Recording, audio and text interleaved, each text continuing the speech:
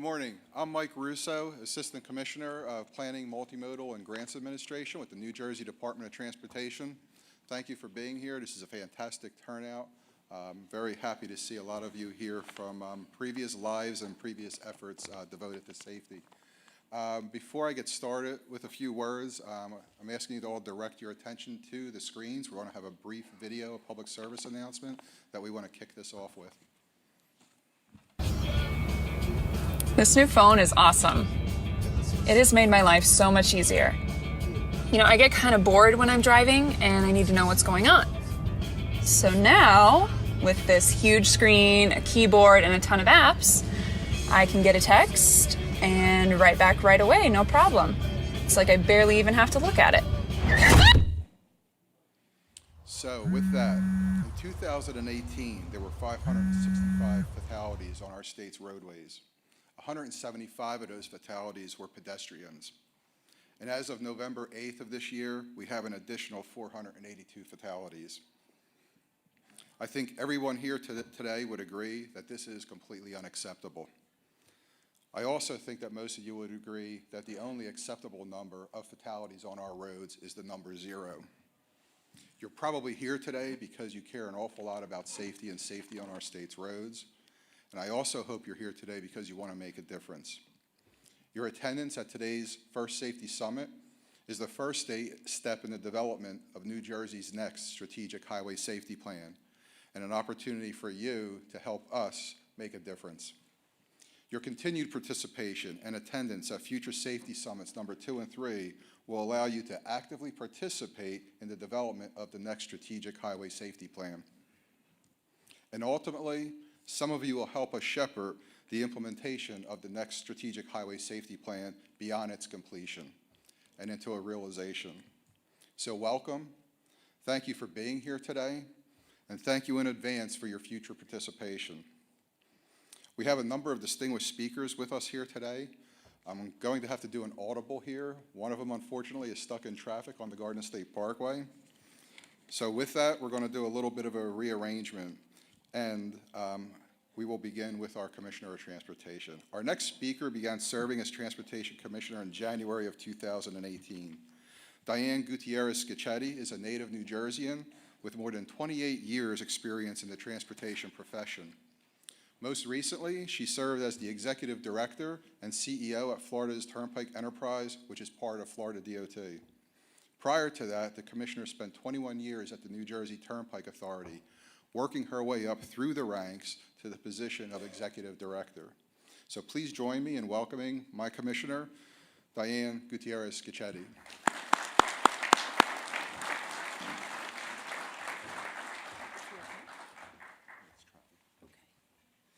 Who would have thunk anybody coming to one of our events would be stuck in traffic, right? Well, good morning. Good morning. There you are. So, the topic we're going to talk about today is an extraordinarily serious topic, right? Do you agree? Everybody agree? But I'm here because I have hope. And my hope is that this group of extraordinary professionals, technicians, members of our communities will be the people who help us, help the team that you're going to hear from today and in the next 2 summits, help us to develop a plan to reach our goal. So of course, I welcome all of you. I'm so glad that you're here. You all know that we are mandated by the U.S. Department of Transportation to maintain a strategic highway safety plan. So this is our first summit for the 2020 plan. So we have a lot of work to do because if I look at my calendar, 2020 is about 35 days away. We don't have to have it in place on June 1st, but we have to have it in place in 2020. And it has to be a good plan, and it has to be a practical plan, and it has to be an achievable plan. How many people in this room believe we can get to 0 deaths in the next 5 years? You are very, very positive thinkers, the few of you. I used to say on the Turnpike, unless I can drive everybody's car for them, I can never prevent all accidents. And I have hope that in 5 years, we will be able to come back and say the 2025 plan, we're done. We're just gonna kind of maintain. We're just here to do a little maintenance work. So we're gonna keep our focus on that 0 number, always remembering that when you run a state highway system, much different than a city, much different than a contained area, 0 is a tough number to reach. And if you don't reach it, but you reduce the number, you can still consider that success. So what do we know about baseball? What is baseball? It's a game of failure, right? If you get 3 in 10, what are you? You're in the Hall of Fame. So I want us to always remember, as tough as this is for us to achieve, every life we save, every reduction in the number of pedestrian accidents, driver accidents, injuries and fatalities on our roadway is part of your move into our Hall of Fame. That's what it has to be. So what are we trying to do? We're trying to reduce the number of fatalities by 2.5%. I think that's ultimately achievable, and I believe this group will exceed it. When I think about this, and I think about this room of professionals, we are here because how many people in this room are engineers? How many people in this room are educators? How many in this room are safety professionals? How many in this room are a son, sister, brother, father, mother, friend? That's why you're here. You're here because you never want what happens on our highways to happen to your mom or your dad, to your sister, your brother, to your children. And not only happen to them, but them to be the cause of someone else losing their lives. It's two-pronged, right? We want to make sure we reduce the fatalities. We want to make sure people get home safe. But we also want to make sure we educate people properly that they don't become the cause of that situation. Because can you imagine how hard that would be to live with? I think it impossible. I think no penalty that a person can give another is worse than the idea that you have harmed or killed another person needlessly. And if that video could be shown 100 places today, I don't know what the impact would be, but for the miles that I put on my car, I see it all too often. Because we all hold that phone and go, oh, I got this. It's not gonna be me. I'm good at this. I can do this, right? I got it. No, because you don't know what's coming at you. We were driving here today and we had a car coming at us in the wrong lane in a construction zone. So the poor guy from Pennsylvania, he was literally driving into oncoming traffic. Now, he was at a traffic light, but you could be on your phone. He doesn't know you're on your phone. You're not seeing him. So I don't care how talented you are. We say it all the time, just put it down. So we're here today to talk about a multifaceted approach to making sure people are safe. And we have done that year in and year out, day in and day out. We have done that. We talk about keeping our roads safe, but it's not just, again, drivers. It's pedestrians. It's the little boy running in the street to get his ball. It's the elderly person who started walking across the crosswalk before the blinking light turned red and is slow. And there's a car not paying attention, not slowing down at the intersection, and that person gets hurt. It's a vehicle backing up because people have headphones or earphones in, or whatever they call them today, pods, in their ears, and don't hear the beeping of a truck backing up, and they get hurt. When I was in Florida, we lost a young man on a construction site for that very reason. It was his own company, and he had his earphones in, and he was on the phone, and he was in the blind spot of the truck driver. And we had to go tell his parents something nobody wants to hear. But as sad as that is, I continue to have hope that this group of individuals in this room will be the key to our success in continuing to drive down the numbers. And I think it's important. Mike talked about the fact that there were fewer fatalities last year than in 2017, by 10%.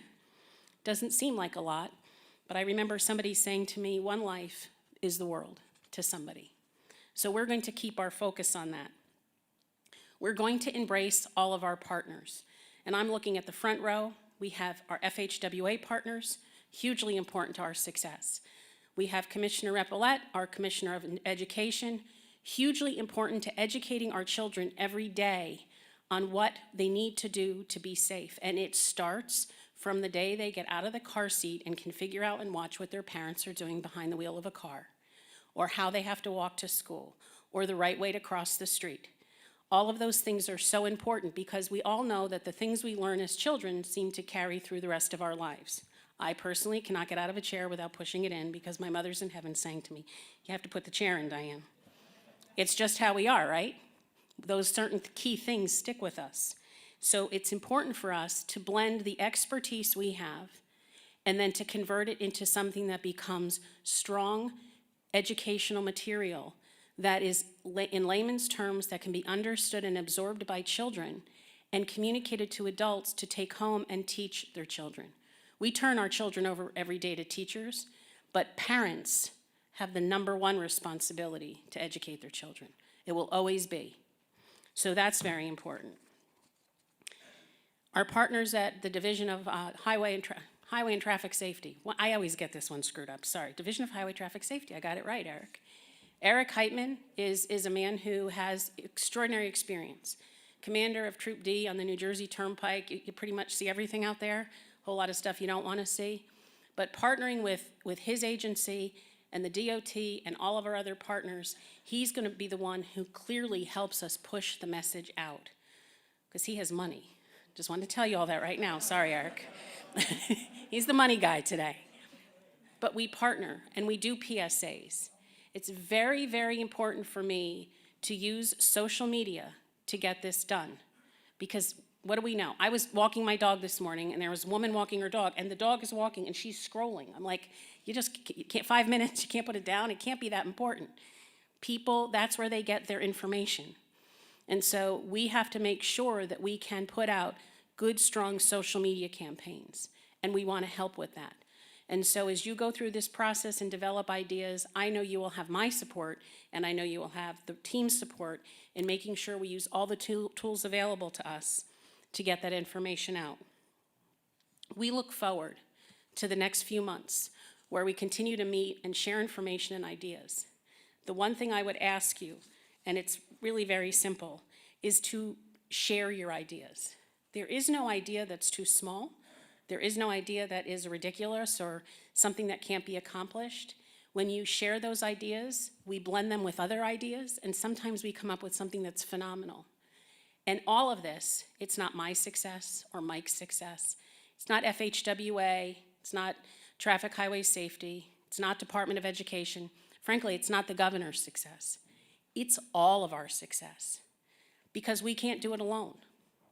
We need you to take, how many people are in this room, Zenobia? Where's Zenobia? About 250. Okay, so if 250 people go out and grab 5 more people, we have 1,250 people. And then if those people grab 2 more people, we have 2,500 people. And we keep spreading this down.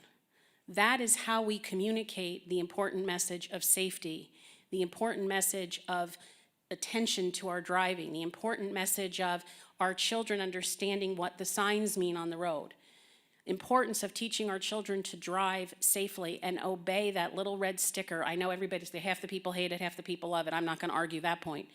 But understand what that little red sticker means and what curfews mean and why they're there. I have 2 children and I remember raising them and I remember teaching them to drive and today, my son flew out last night to Texas and you worry every place they go. And that's okay. As parents, that's what we do. But I still worry at 27, 26, that darn phone, what it does to them.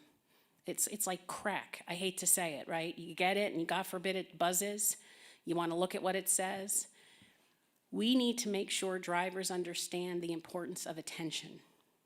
When I see, and it's funny because it's not funny, but I sit on the TRB executive committee, and they did research on why people feel compelled to text or to look at their phone. And it's exactly what that woman said. They're bored. How many of you are actually bored driving your cars? Oh, heavens to Murgatroyd, are you kidding me? It can't be. You drive in New Jersey. I drove on the turnpike last week, and I got to tell you, it wasn't boring at all. I was like, first of all, I have a new car, and it has all these great safety features. I tease Sal Cowan.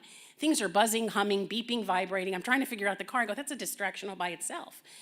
But then people are just flying, right? And they're cutting in and they don't worry about distance and they don't care and they just figure it's gonna be a game of chicken, right? Somebody's gonna get out of somebody's way. Driving is probably the least boring thing I could think to do. It takes all of our attention. I don't know how many of you have seen it. If you go on the DOT website, we just did our 25th anniversary of our Safety Service Patrol, the State Farm vehicles that come out to help you. Watch that video. If you have the chance, it's on our website. Watch the video and listen to what our SSP drivers tell you about the importance of attention while driving. I will tell you the best line that came out of that is that your head has to be on a swivel because things are coming at you from all angles. That'll be the line we use at DOT right next to the most important one that I'll end with. The most important thing is everybody goes home every night. I hope you learn a lot. I hope you contribute. Any ideas? We want to hear them. I want to hear them. The whole team here wants to hear them.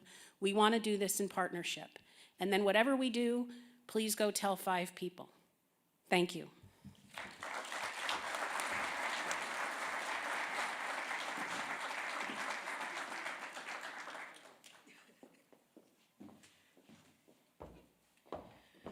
All right, good morning. I'm Zenobia Fields. I'll be taking over as MC for the day, so thank you all for joining us again. So to continue with our welcome remarks, what you'll hear about throughout the day that it's not just about one thing with the Department of Transportation, but it's our other partners as well. We're thinking about all 4 E's. So we're thinking about looking at the engineering, looking at the enforcement, looking at the education, and also looking at the emergency response. So our remaining welcome remarks speakers, they're gonna represent those E's. So starting with enforcement, the Director of Highway Traffic Safety, Eric Heitman, who brings us enforcement as well as over 25 years experience as a veteran state police officer. Eric?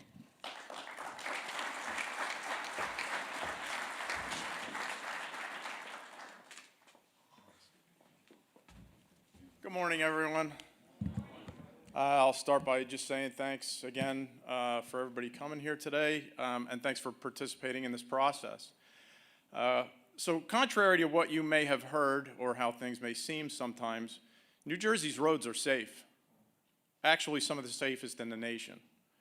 By volume, we have some of the absolute safest roads in the country. And as I say a lot, you won't see that in the news because it's not as sensationally misleading as articles that you'll see that say, you know, New Jersey's deadliest roads, and then proceed to talk about, you know, fatalities that occurred on our roads. On the contrary, our highways have some of the lowest fatality rates in the nation. That's because of incredibly safe cars, seatbelt usage, airbags, efficient emergency medical services, and you. Our community of highway safety folks have incredibly strict engineering and design standards, meticulous maintenance, common sense rules, strict law enforcement, and people who actually care about the safety of the folks who use our roads. So that's why we're all here. Let's talk about perseverance. Because in spite of all the negative news, we are making a difference. One area, one issue, one situation at a time. Like our teen driver program that has become a national standard and has cut our teen driver deaths in half. Our 90+% seatbelt compliance rate. That means that our enforcement and education efforts have worked. And there's no telling how many injury crashes would have been fatalities were it not for our high rate of seatbelt usage. So we are moving the needle, but we're not at 0, and 0 is the goal. We can do better, and that's what we're all here for. Our priority is that everyone gets where they're going safely. So let's continue the effort. Let's continue the work. Let's start by improving our crash records and analysis capabilities so we know exactly where best to focus our efforts more efficiently. Let's attack impaired driving. We can make sure our cops can recognize impairment and that drug recognition experts are available to them when they need one. And that our prosecutors and judges see the value in our DRE program. Let's work with our pedestrian-focused communities to make the streets complete and safe for our pedestrians and bicyclists. Let's also consider the safety of our new drivers as well as our mature drivers. Let's plan for the future and anticipate what it will take to incorporate autonomous vehicles and semi-autonomous vehicles into our roadway system. Let's think about innovative ways to end distractions, reduce congestion, effectively manage highway incidents in a more timely manner, and reduce aggressive behavior on our roads. Because when folks head out onto our highways, they're counting on all of us doing this work so they can get where they're going safely. And that's the point of today and of our new strategic highway safety plan. With your help, we're going to put together a plan for the next 5 years that will move us closer to our goal of getting everyone where they're going safely and of no more tragedies on our roads. So let's make it happen. Thanks again for being here.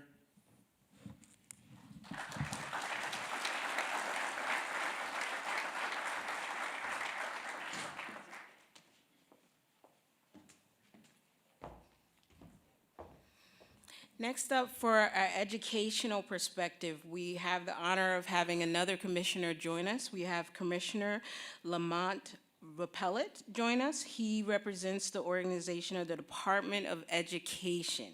He's looking to make the organization a model organization for teaching, leading, learning, and increasing educational equity across the state. Dr. Rapellet?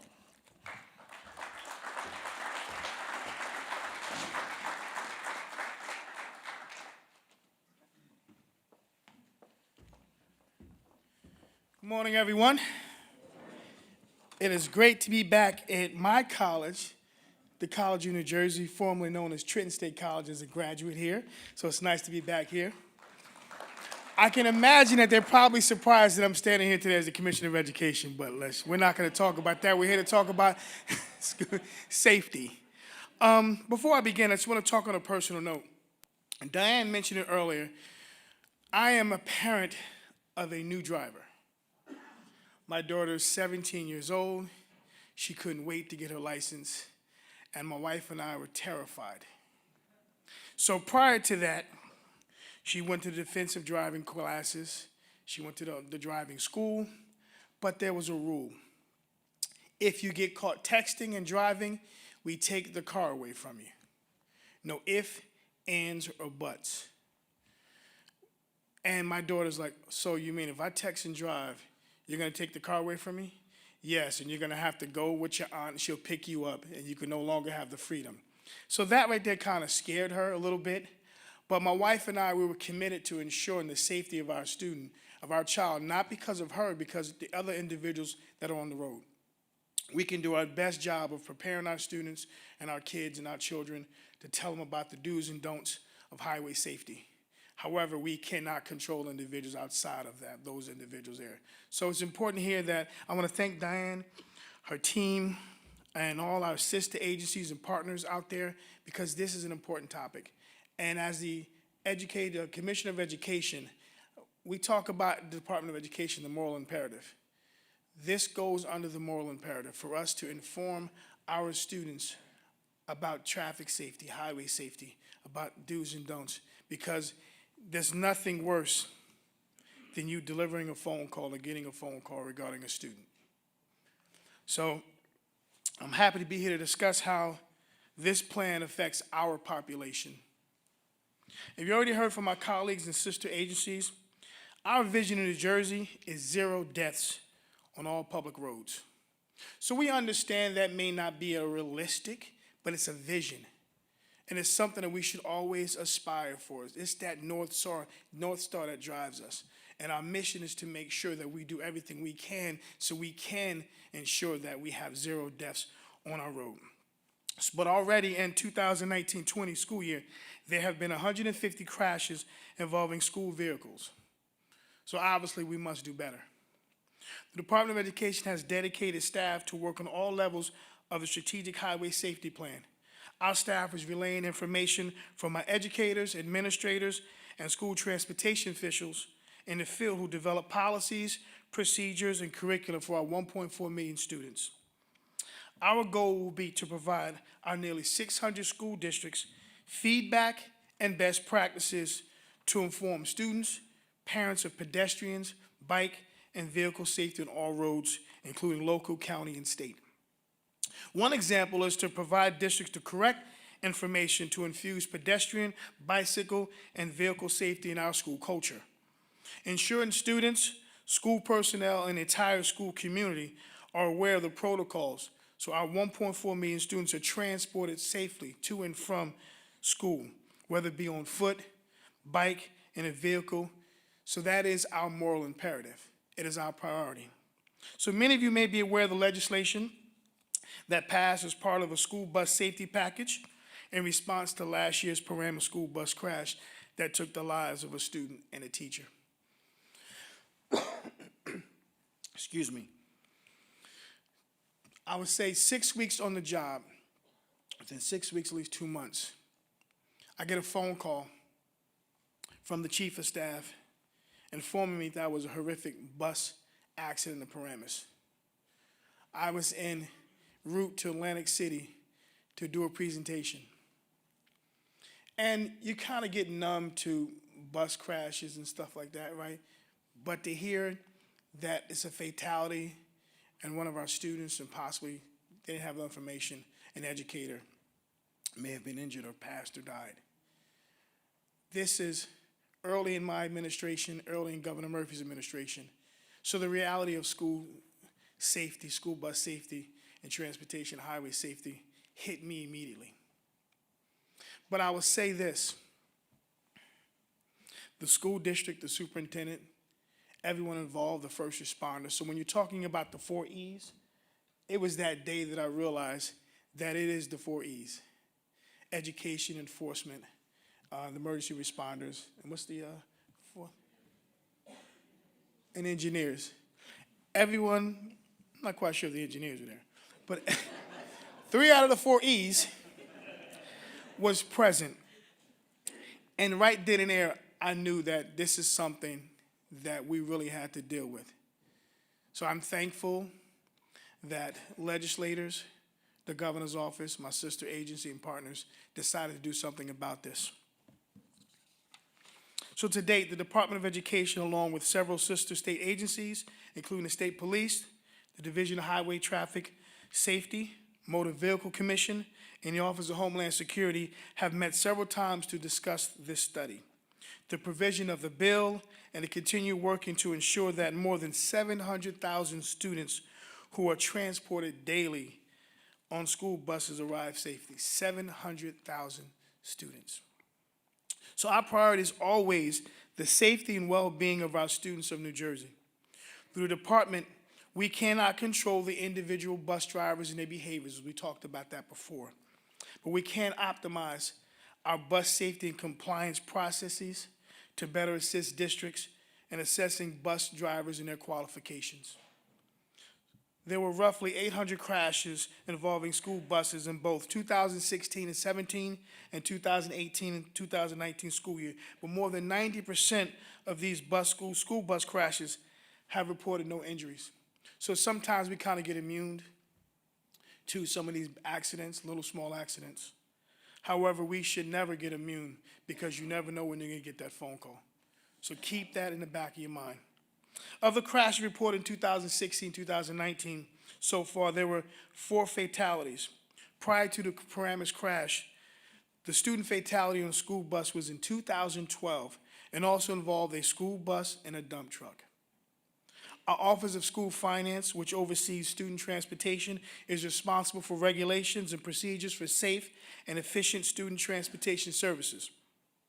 Our staff monitor local districts, transportation systems, keeping records in order to increase the safety, cost effectiveness, and accountability of transportation operations. So as a result of Paramus, we talk about the moral imperative.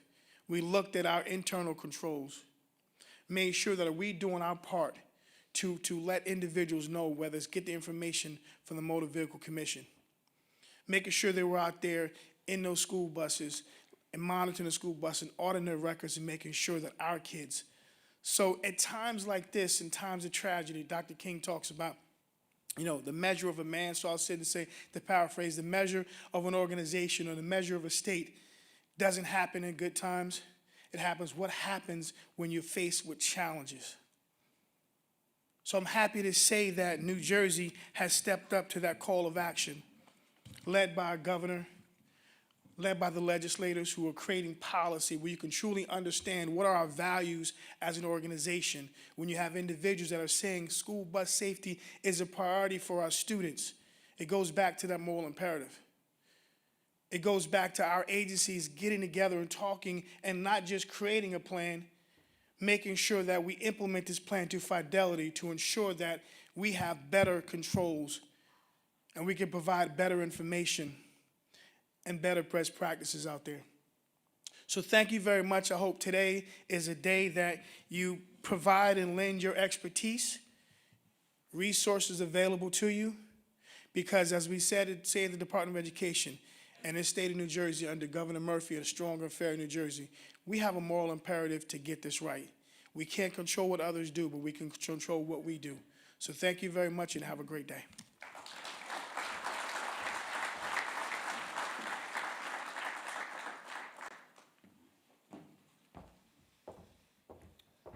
Okay, and our last welcome speaker, we mentioned that Eric has the grants. He has our enforcement grants, but with our Federal Highway Administration partner, they have a lot of our grants, including Highway Safety Improvement Program. They also make sure that we are translating that policy of reducing fatality and serious injuries down to the state level. So representing the Federal Highway Administration, we have Assistant Division Administrator Valerita Remezova. Hopefully I got that right. Was practicing this morning. She's gonna talk to us about the federal perspective. Valeria?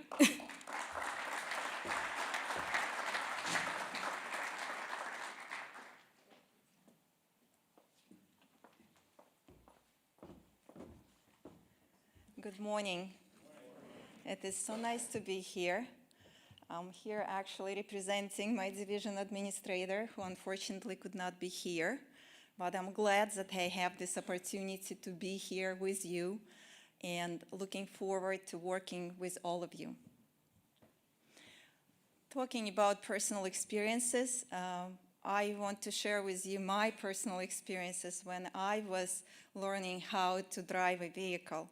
It certainly wasn't in this country, it was in my former country, and it was on a road with perhaps 300 vehicles per day. And I remember that my instructor was always teaching me the same thing. He kept repeating saying that, Valeria, don't trust that individual in front of you showing that he is making a left turn. Watch where he is going. And as Commissioner was saying, you always have to anticipate what is happening around you. Watch who is going where, what speed are you going, and also with today's technology, telephones, I think that it's not only texting, but actually talking on hands-free device is also a great disruption. Initially, I thought that it's disruption to me because of my different native language, and my brain works the way, wind out the ways that I receive information in English, I translate it into Russian, I find answer in Russian or response in Russian, and then I'll translate it in English. So I thought that maybe that is the fact for me that I get disturbed with phone calls, even though hands-free. But that's not the fact. There are studies which prove that we all get disturbed because we're thinking during the conversation on the phone. So with that, I also wanted to, on behalf of Federal Highway Administration, I would like to thank everybody for being here and for getting ready to work collaboratively on the process of developing New Jersey Strategic Highway Safety Plan. The Highway Safety Improvement Program is a federal aid program that helps to reduce traffic fatalities and serious injuries on all public roads.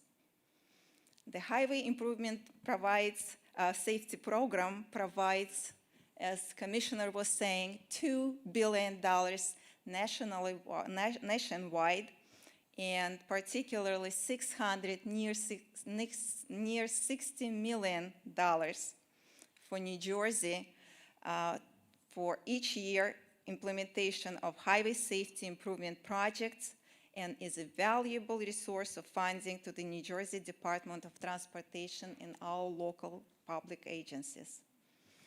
There is certainly a process, and with Federal Highway Administration, there are always federal requirements, and one of them is that Highway Safety Improvement Program to be implemented by New Jersey via Strategic Highway Safety Plan. This must involve consultation from all the agencies here today and represent that very many times already talked about four E's. Engineering, and I'm still saying engineering. I'm a civil engineer, I know it is important. Education, enforcement, and emergency medical services. Today, we welcome partners to include the governor representatives, Metropolitan Planning Organization members, representative of major transportation modes, state and local traffic enforcement officials, local agency transportation officials, and many other organizations who will work with us and who has a stake in roadway safety. As we go through today's summit, we will learn how the Strategic Highway Safety Plan describes the mission and goals of New Jersey highway safety efforts. We will also outline the resources, strategies, and actions needed to meet the missions and goals. This will be a data-driven process towards the solutions we develop for strategies that address safety. Further, we also will understand the components of New Jersey roadway safety management, which includes 3 stages.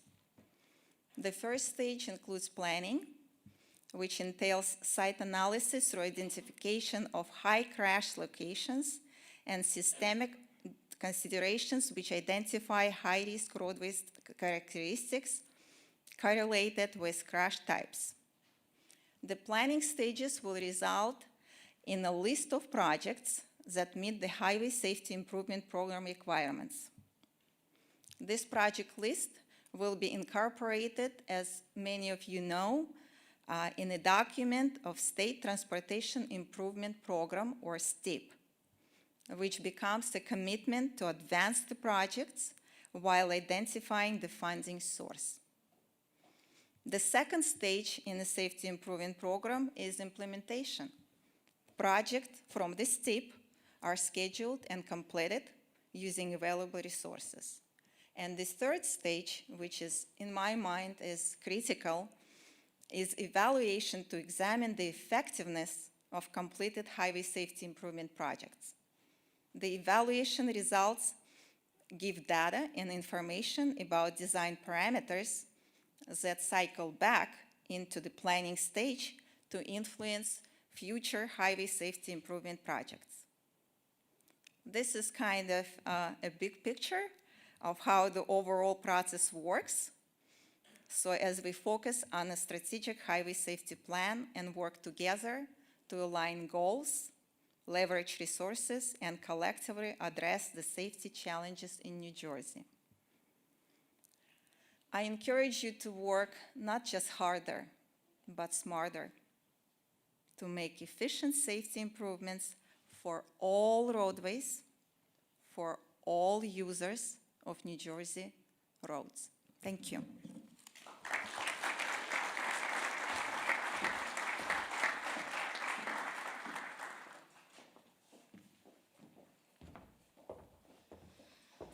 So we're very fortunate with all of our speakers that we were able to hear some of their personal stories and how safety impacts everyone. Today we have a very important speaker that really can give not only a firsthand experience, but also his experience as a prior mayor of the town of Clinton. He also is an advocate with Mothers Against Drunk Driving. He's an interfaith chapter leader.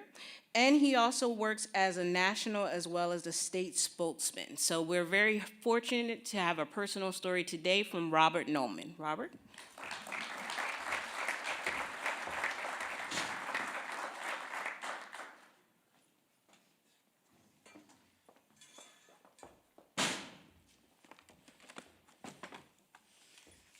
Good morning, everyone. I'm Bob Nallman, and it is certainly a pleasure for me to join you today. Thanks to the NJDOT for spearheading this safety summit, which is designed to bring together the big names in traffic safety and to develop a coordinated effort to make our roads safer. And thank you for including MAD as one of those big players. MAD has a great partnership with DOT, and we look forward to continuing to make real progress together. We get grant monies, we have so many common interests, we work together so beautifully. So, and I should say, this is such an opportunity. Everything that we do in traffic safety is based pretty much on partnership. MAD couldn't do it alone. If we didn't have law enforcement, if we didn't have traffic policy, if we didn't have all of you working together to help us. So, if we're just out there by ourselves, we can be rather ineffective because there's nobody to lobby, there's nobody to try to influence to change things and make them better. So, teamwork, that's what this is about. And this isn't a one-off kind of a symposium that we're having today in this summit. I hope that you'll stick with this. This is the first of a series of get-togethers, and just coming to one isn't going to do it. I think you've got to pretty much follow through and make a commitment that you'll see this thing through the end, because there is a coordinated plan and a coordinated effort that will come to fruition if we all really do come together. So you all know MAD, I'm sure. In the years since Mothers Against Drunk Driving began, there has been dramatic improvement in highway safety in the United States. It started in 1980 by a woman named Candy Lightner, whose daughter was killed and who was outraged by the lack of teeth in the law, by the way that nobody was really prepared to enforce anything. There was a whole different culture back in 1980, and she decided to do something about it. She organized with a few other mothers, and it grew and it grew, and it became Mothers Against Drunk Driving, one of the most effective really vehicles for change that we have ever seen. The results since MAD started have been dramatic. Almost 40 years later, attitudes and behaviors have changed. MAD's work has been credited as an important factor in reducing alcohol-related traffic deaths, and now drug and impaired driving traffic deaths. Recent surveys have recognized MAD as America's best-liked charity and the most widely recognized group that's fighting drunk driving. We've used public education, victim assistance, legislative activism, and we've helped with federal, local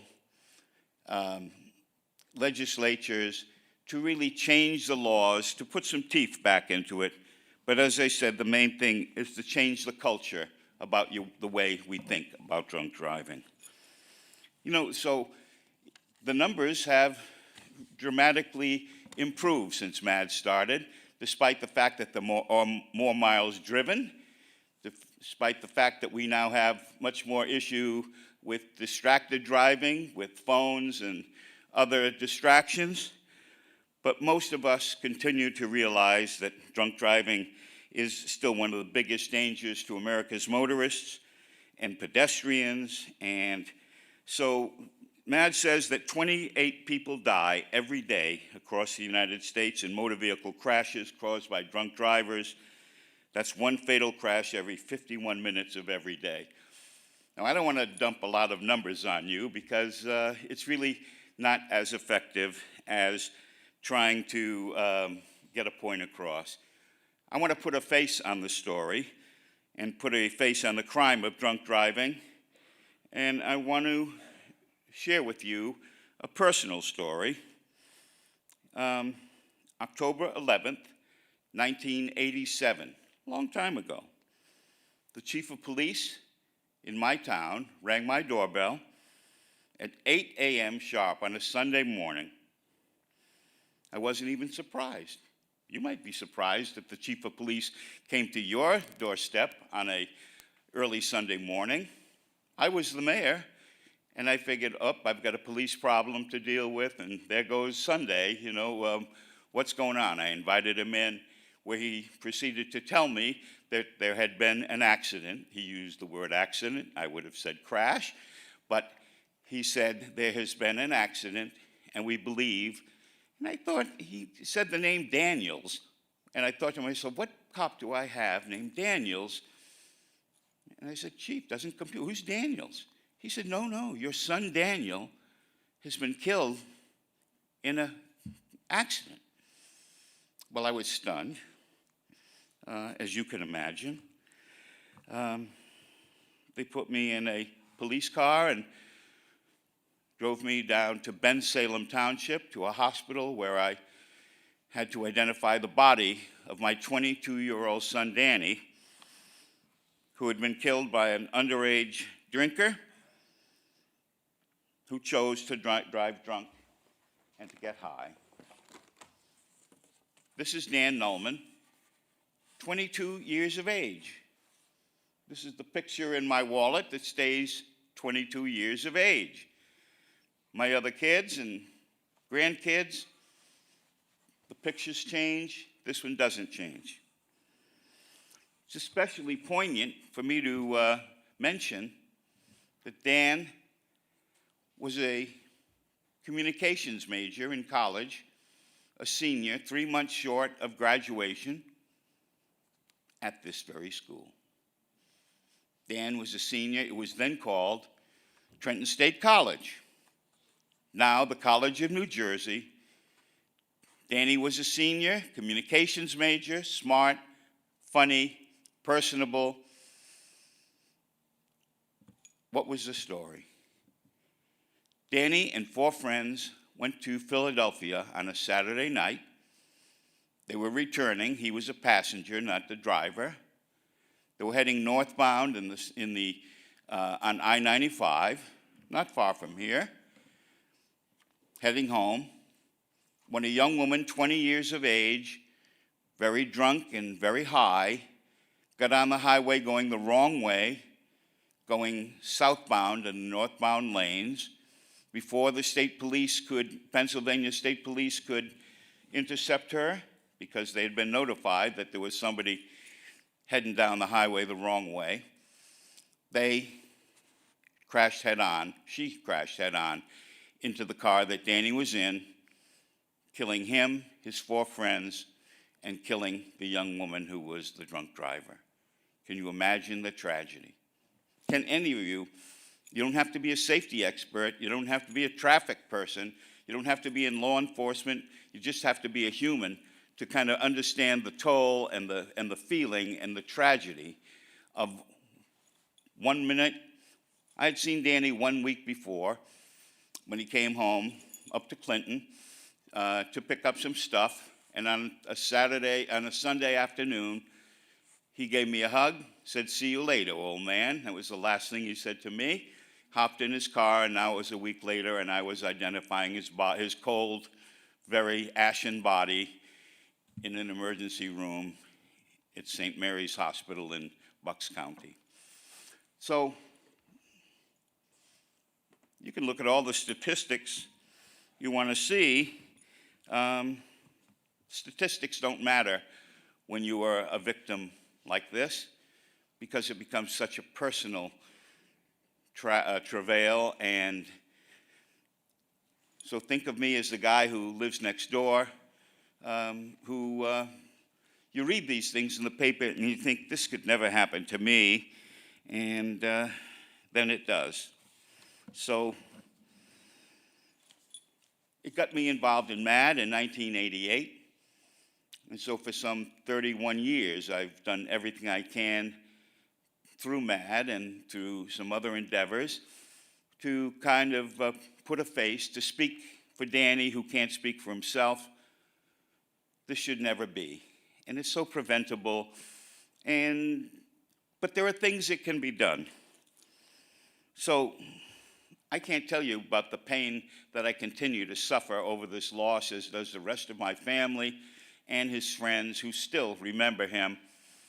And in this beautiful campus, there is a memorial tree honoring and memorializing the 5 young men who died on that October 11th, 1987.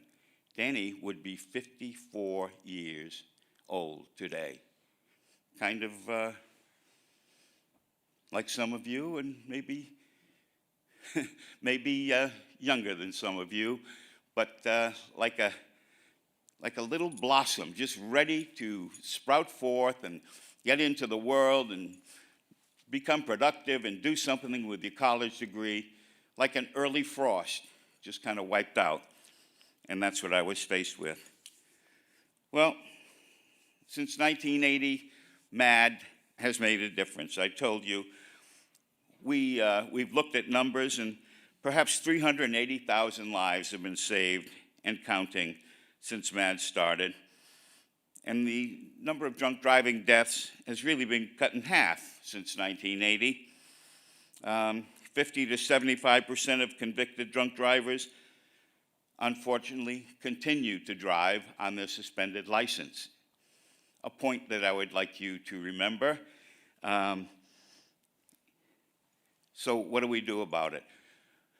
One of the big promising things that's happening in MAD's world, and maybe in your world, is the fact that not too many months ago, Governor Murphy signed into law the Ignition Interlock Bill for New Jersey. This bill, which was an improvement on a previous one, mandates that anyone convicted of drunk driving must be required to install an ignition interlock into their car at their expense in order to continue driving. The idea is that since everybody seemed to be ignoring their suspension because they had to get to work, because there were extenuating circumstances, because they didn't give a damn, whatever, just because I suspend your license doesn't mean you're not going to be driving. And if you're a person with an alcohol or drug problem, it certainly isn't going to stop you. So the ignition interlock law really tried to make some sense out of suspending licenses. And so what it does is, I don't rush to take your license away. I may let you continue to drive as long as you have the ignition interlock.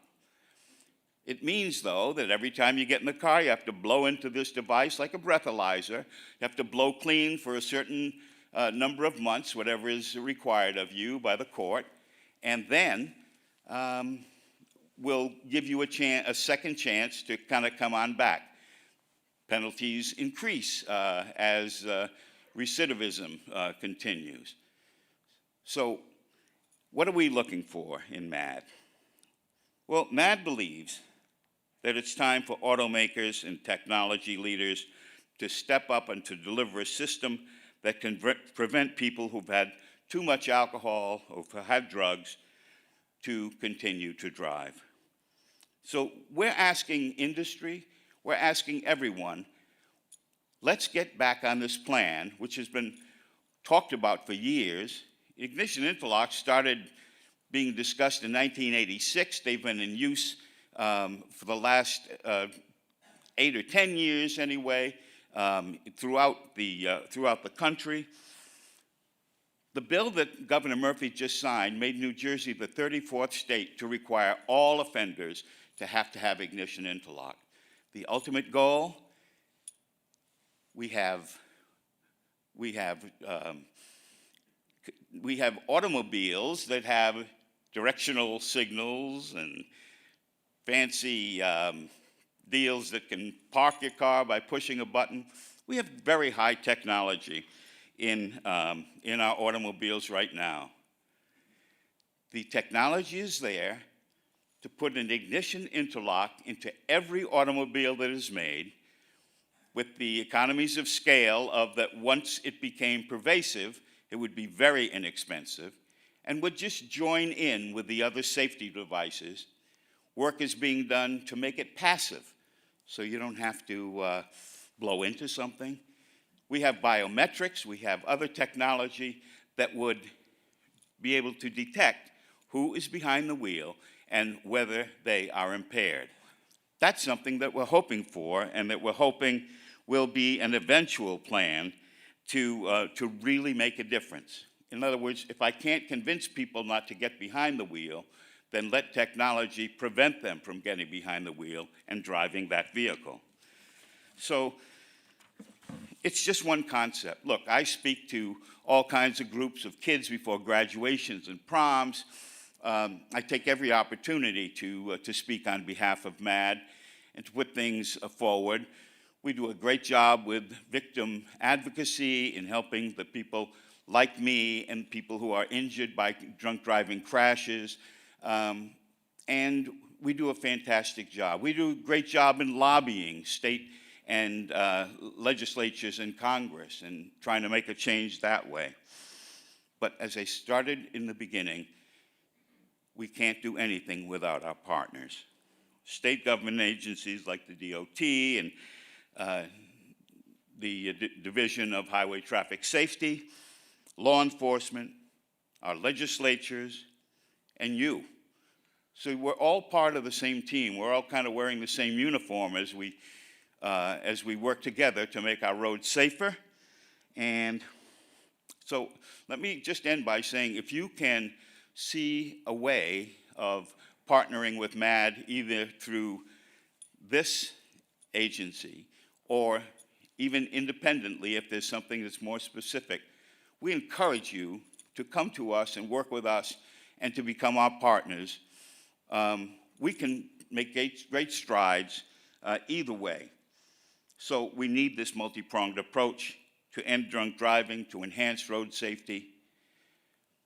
I give my little speeches trying to change people's minds about drunk driving. I do it all in memory of my son, Danny. I don't want anyone to think that he died totally in vain. If just one person listening or just one of you safety partners out there are inspired to do a little bit more, to work a little bit harder, to join with a MAD initiative, it's the best thing that I could ever hope for. So, Danny, you didn't die in vain. Thank you for being part of this. Thank you for your interest in highway safety, and thank you for the work that you're going to do to make our roads even safer. Thanks.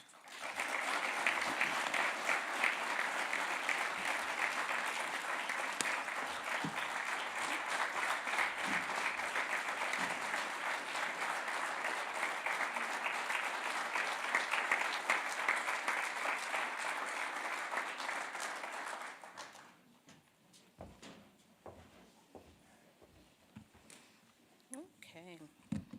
Thank you for sharing, Mr. Noman. As we've heard today, safety is really everyone's job.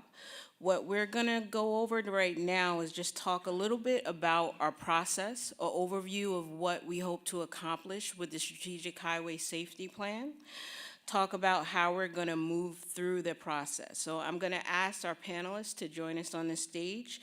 To explain this, we're gonna have Patricia Ott with MBO Engineering, Carrie Scurry with Federal Highway Administration, and David Kuhn with GPI.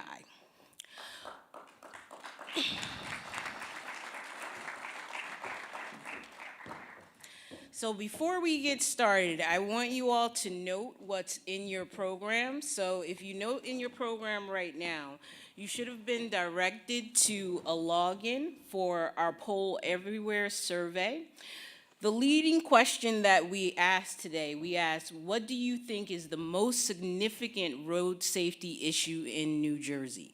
We are going to show you the results a little later in the program in the form of a word cloud.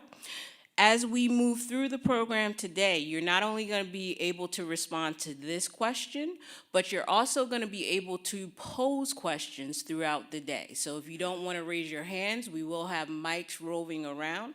But if you want to do it through Poll Everywhere, you're going to be signaled. So make sure you stay tuned. And I promise we're getting to the point where we're going to stop talking at you and we want to have a conversation with you. So with that, we're going to move on to talk a little bit about the overview of the plan. So Pat?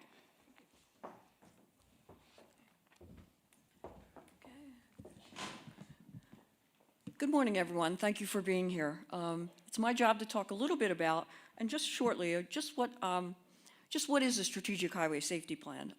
It's a coordinated and informed approach to reducing and eliminating fatalities and serious injuries. By coordinated, I mean that there are many agencies and organizations working together with a common focused goal. By informed, I mean that it's data-driven with crash and traffic data, as well as using research results for the deployment of proven safety countermeasures. The plan is a living document. It's dynamic. It's meant to be changed and updated. It's a comprehensive framework and a common platform for reducing the fatalities and serious injuries. It identifies the state's key safety needs, and it guides the investment decisions towards strategies and countermeasures that have the most potential for saving lives and preventing injuries. It is a bigger document. It's an umbrella document, and it links and it coordinates with other safety planning and implementation statewide. Crashes result from multiple factors. To ensure that we've cast a wide net. It encompasses the 4 E's that you've heard about here, the engineering, education, enforcement, and emergency response. But there is a 5th E here, and that's everyone. It is everyone's responsibility for traffic safety. We can't really do things with just one organization. So the plan is also a major component, as you've heard before, of the Highway Safety Improvement Program. So why would you want to do the plan? Multiple reasons. There's no real single entity or organization that can solve the safety challenges here in this state. So we all need to work together. That's our common theme today, to implement the countermeasures, and that's at all levels. It's not just at the state level. There's local agencies and organizations. We're going to be calling upon the nonprofit organizations as well as private sector to help us out. There are a multitude of planning initiatives and documents throughout the state that guide our daily work. Some are safety related, some are not. But we need to identify not just the ones that you see on the screen there, but there are other ones throughout the state that can help us to coordinate and put together and come up with that common theme and common goals. The plan is meant to paint a picture of what's happening on our roadways. And from that picture, then you develop your safety message. And that's what we want to communicate to the public throughout the state. The message can be used by all of our stakeholders as we send them out to be ambassadors for safety. Okay.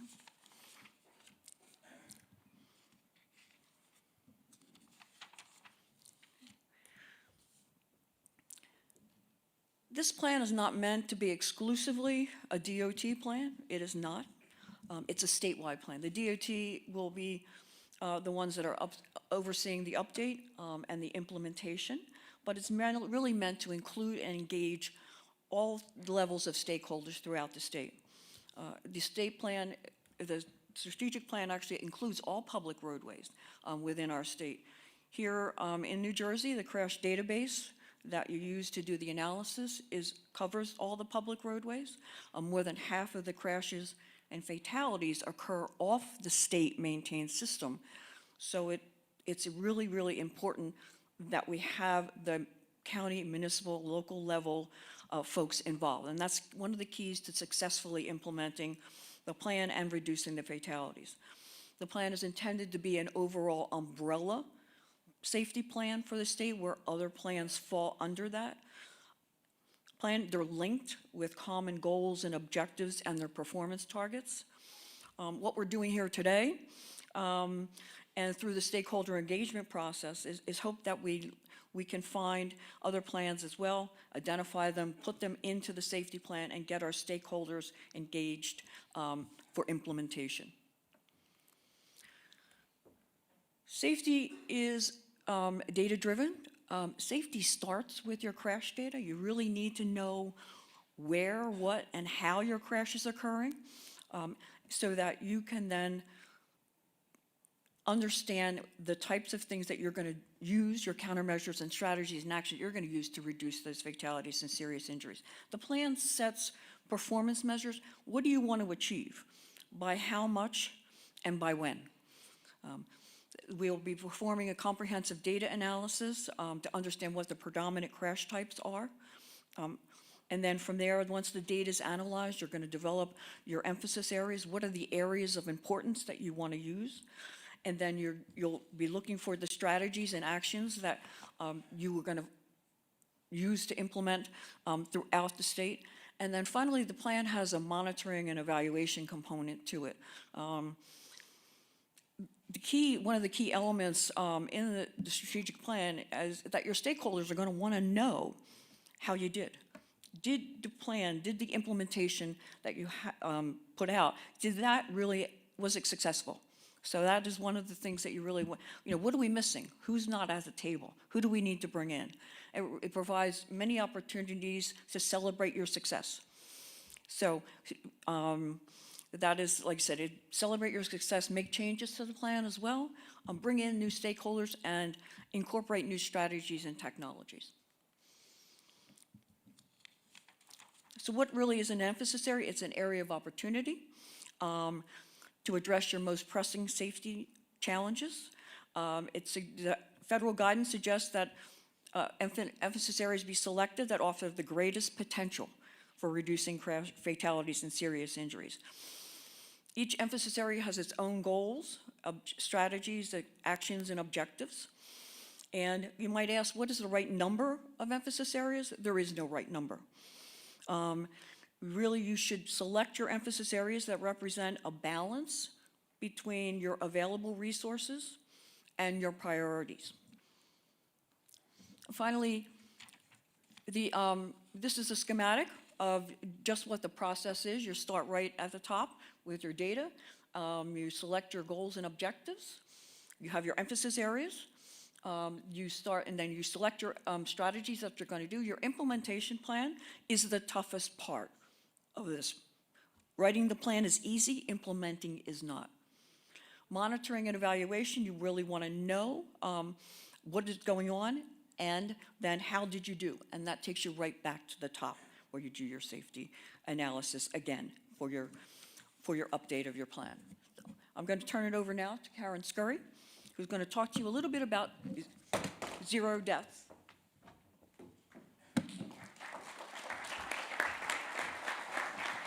Hi, good morning. It's great to be here and see so many old friends and colleagues and all the new safety champions as well. Pat mentioned that there are many zero deaths initiatives nationwide to help you as you update your SHSP for New Jersey. And so I just wanted to briefly talk through those. Looks like I lost a slide here, but that's okay. There are 3 national zero deaths initiatives. There's the Towards Zero Deaths initiative, there is the Vision Zero initiative, as well as the Road to Zero initiative. So how many of you have heard of one or more of those national initiatives? That's great. And so you all know then that they all have a slightly different focus, but they are striving to reach a common vision, as we've talked about today, of 0 fatalities on our nation roadways. And all of them are based on the same principles as we're talking about here today for the Strategic Highway Safety Plan. And so we often hear discussions when I'm out at different meetings about why do we have 3 national zero deaths initiatives? What is the difference between all of these initiatives? And I guess I would just suggest that it doesn't matter what the difference is. They're all working towards the same goal, and they're all different tools in your toolbox as you begin your efforts to update New Jersey's Strategic Highway Safety Plan. So let's just talk through those 3 initiatives briefly and how they can support your efforts moving forward, not only today, but in the next, I think I heard 3 summits moving forward as you update and then implement New Jersey's SHSP. So the first initiative is Towards Zero Deaths. It's a national strategy on highway safety, and this is probably the one that's most closely aligned to what you're doing with the Strategic Highway Safety Plan. It includes strategies and tactics across 6 focus areas, which are common across all of the states. And I'm sure if you look at New Jersey's current SHSP, these focus areas look very familiar. So safer drivers and passengers, safer vulnerable road users, safer vehicles, safer infrastructure, enhanced emergency medical services. We've talked about that as the 4th E, and improved safety management. And this really is a plan that outlines something everyone can do, both on a personal level and a professional level, to contribute to saving lives on our roads. So once you've identified your focus areas for New Jersey, you can take a look back to this plan and get some different ideas for strategies to implement here in New Jersey. One other thing that this plan does, which Diane talked about this morning, is it outlines guidelines to implement or move more towards a traffic safety culture, where losing 35,000 plus people every year on our nation's highways as a result of motor vehicle crashes is no longer acceptable. It's not acceptable when a plane crashes and 200 people die. Why is it acceptable for 35,000 plus people to die every year as a result of motor vehicle crashes? And so I think that's a key component to really move the needle in traffic safety. And as Diane said this morning, it starts with all of us. So the Vision Zero initiative is modeled after the Sweden's Vision Zero approach that really relies on implementation of a safe systems approach to traffic safety. And the Vision Zero initiative is a little bit different in that it's in the US, it's largely been mostly at the city level. So more than 40 communities across the nation have adopted this Vision Zero approach to traffic safety, including one city here in New Jersey. So, and that city is Jersey City. Is there anybody from Jersey City here today? Very good. So kudos to you guys for being the first city in New Jersey to really step up and embrace this Vision Zero approach. I think that there's a lot to be learned from what you guys have done. Pat mentioned that Hoboken is maybe following in your footsteps as well. And so I think there's an opportunity to learn from your efforts and leverage those efforts to maybe have other Vision Zero cities across the state, and as well as have that influence and feed into New Jersey's SHSP update. The Road to Zero Coalition is led by the National Safety Council and the U.S. Department of Transportation, with input from more than 350 diverse stakeholders. And the Road to Zero developed a national safety plan to get to 0 fatalities by 2050.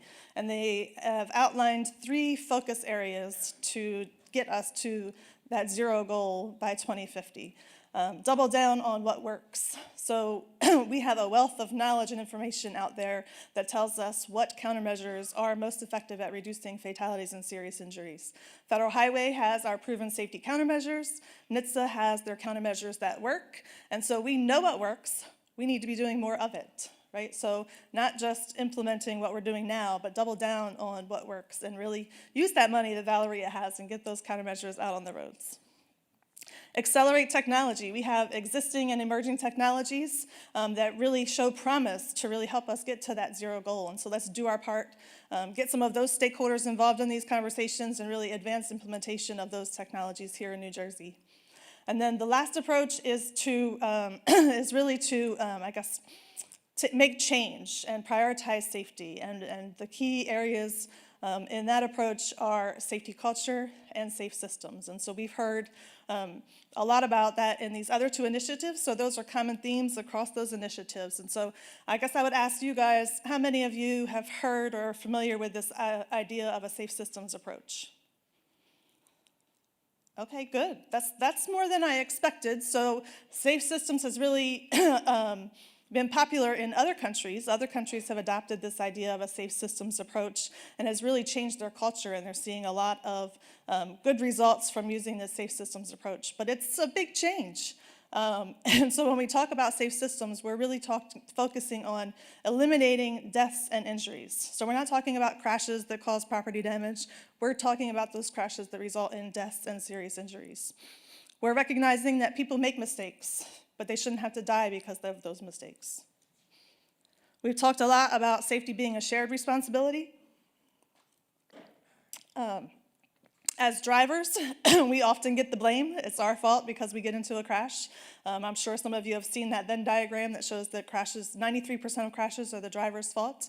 But traffic safety is a shared responsibility. So it's our responsibility as drivers to obey the laws and behave responsibly, but it's also your responsibility as system managers. So folks, you guys that design the roads, manage the roads, maintain the roads, and regulate the roads to ensure that we have a safe system in place. And so when we do make mistakes, our system accommodates those mistakes.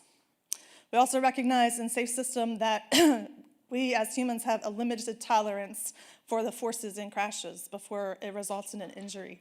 And so this largely gets to the speed management, the idea of speed management and ensuring that the speeds we're setting for our roads accommodate the users of those roads.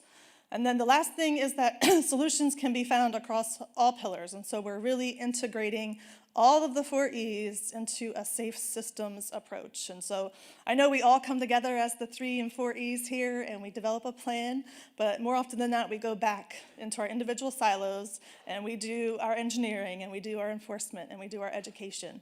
But the idea behind safe systems is that we really come together and integrate those solutions into a safe system. And so, as I said, this is the big shift. I think we've got some of this, but I think we have a long way until we're fully embracing this safe systems approach here in New Jersey and even in the US. And so I would challenge you to consider where we are on this journey. Where are you on this journey in this culture shift to a safe systems approach? And really think about what steps you can take, not only as we're updating New Jersey's SHSP, but in your own organization, what you can do to really think outside of the box and what actions can you do to advance safe systems in your organization and your safety programs and strategies. I think this will take us a long way on our goal to vision 0 and 0 fatalities if we can all move to this proactive end of this spectrum. So thank you for your time, and I look forward to the discussions today. And so now I'll turn it over to Dave to talk about what that process looks like.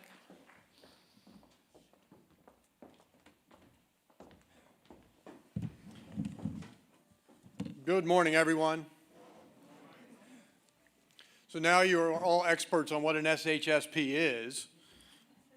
Now I get to tell you what's our approach. What's the plan for the plan? How are we going to get it done? So we talked a little bit already. It's important as we do this update, we talked about this before. It's important that we increase county and municipal participation because a large portion of fatalities and serious injuries occur off the state highway system. We need to ensure better coordination and integration with other agencies and other plans. There are a lot of plans out there around that address safety. We want them to work together, complement each other, not compete. How do they integrate? And we want a strong focus, as you've heard over and over again, on implementation to make sure that we're carrying out that plan over the next 5 years. So for the update, we've established an organizational leadership model similar to best practices in other states. On the left side of the screen, you'll see 4 groups: an executive committee, a steering committee, emphasis area teams, and safety stakeholders. On the right, you see core working group. Let me start with the core working group. The core working group is a small team made up of DOT staff and leadership, as well as a Division of Highway Traffic Safety leadership and Federal Highway Administration representation. It's supported by the consultant team. The core working group's job is to provide overall program management and support to the initiative. The core working group's job is to keep that ball rolling. We organize and facilitate meetings and provide technical support as required to support the initiative. Assistant Commissioner Mike Russo and Director Eric Heitman, provide leadership and guidance to the core working group. Now let me walk through the 4 categories on the left. The Executive Committee. So at the top of the chart, the Executive Committee, it's chaired by the Commissioner of Transportation, but is comprised of top state agency executives, federal agency leadership, as well as representatives of county and municipal government and state and local law enforcement. What's the job of the Executive Committee? Their job is to provide visible executive support to the initiative and ensure resources are available as we move forward. They have an important role in approving key elements of the plan that include overall performance goals, the emphasis area action plans, the ultimate implementation plan, and the report itself, the plan document. The Executive Committee's role does not end once the plan is in place. It will stay in place during the implementation phase and provide a periodic review of the SHSP to ensure that we're achieving goals or making adjustments to the plan. The Steering Committee. Below the Executive Committee is the Steering Committee. It's a larger group that provides representation of the stakeholder community. The committee currently consists of about 35 primary members as well as alternates representing federal and state agencies, metropolitan planning organizations, transportation management associations, county and municipal representation, as well as nonprofit agencies. We've provided a listing of the steering committee membership. I think we had that in the lobby. Hopefully you have it. If you don't, please pick up one so you can see who the members are. And we're going to have the members stand up, but I think we're going to move forward in the interest of time. What's the steering committee's role? Their job is to assist us in identifying stakeholders, and they have already done that. And during this update already, they've already provided valuable input to today's program. And the steering committee will continue to provide input on recommendations to the executive committee that include performance goals, emphasis areas, the emphasis area action plans, and the implementation. So similar to the executive committee, the steering committee's work doesn't end when the plan is complete. The steering committee will be briefed on implementation progress and provide input on how to overcome challenges as we move forward. So the steering committee will also play an important role in reevaluation of the plan. And the steering committee's had 2 meetings thus far in the process and will continue throughout the planning process. We talked about emphasis areas. So an emphasis area, we talked about what that is. Emphasis area teams are vital to making this plan work. So a team will be developed to address one or more emphasis area once those emphasis areas are selected. And the team will be comprised of a cross-section of safety stakeholders that can provide different perspectives and ideas. And each team will be will have a designated leader or champion to shepherd that team. So what's the job of the emphasis area team?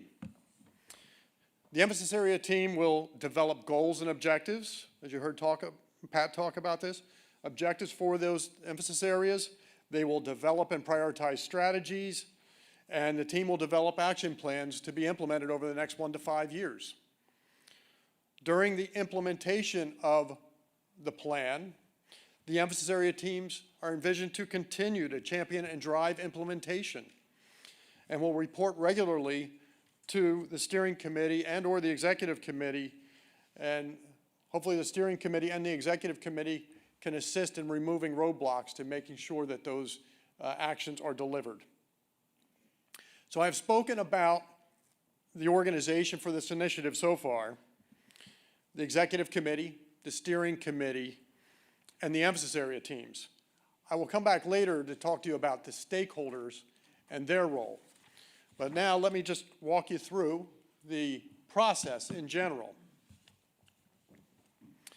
3 major milestones in the process. Number 1, if you look at the flags at the bottom of the screen, these are the 3 major milestones.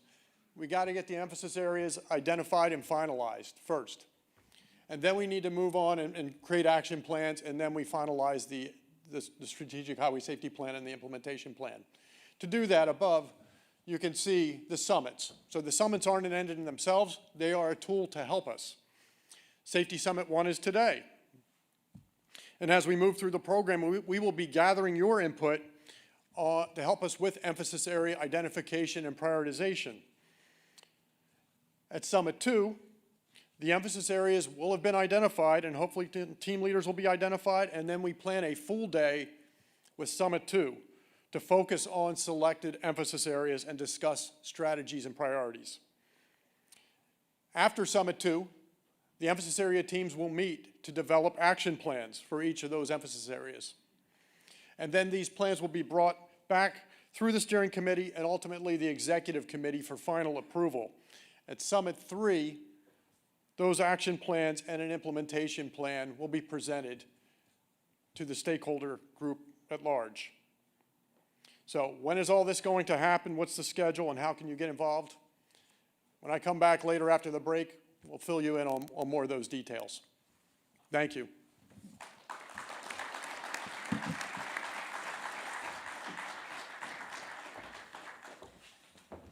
Okay, as we mentioned before, we're not only going to take questions from the audience, we do have microphones available in the audience. If I could just see our microphone runners, if you could wave for me.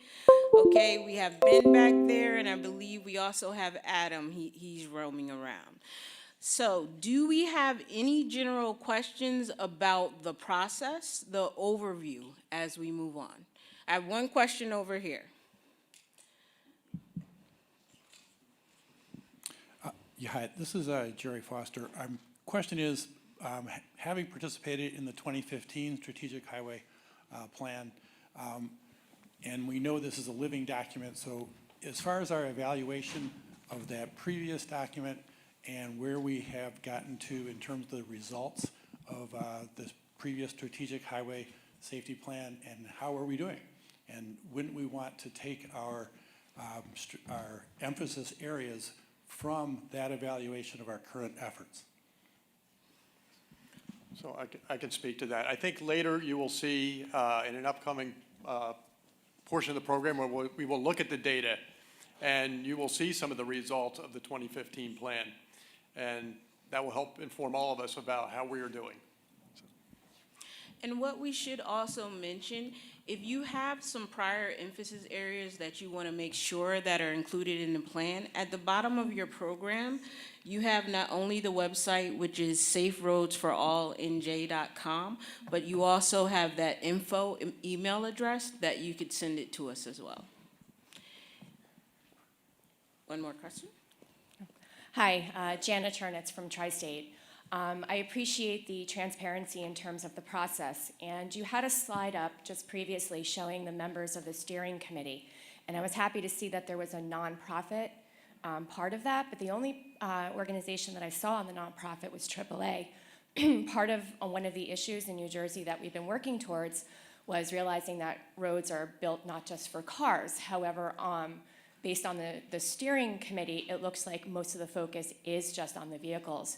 So I would strongly encourage that the use, that we bring in, or that you bring in more of diverse stakeholders in the nonprofit section for your steering committee, especially those in the bicycle and pedestrian world. Thank you. Okay, thank you. So I think one of the things that we are mentioning, we do have a number of bike and ped organizations that are with us. We have our transportation management associations, which are nonprofits, but I believe we were also speaking about possible other advocacy organizations. So there's one more question, Leanne. Hi, Leanne Von Hagen from Rutgers University. I wanted to ask, one of the words I haven't heard yet this morning, and I'm sure it's part of the process, but I would like to hear more about how you're bringing equity into the discussion, and maybe specifically how you're going to bring in Governor's Executive Order 23 on environmental justice communities. I can take this.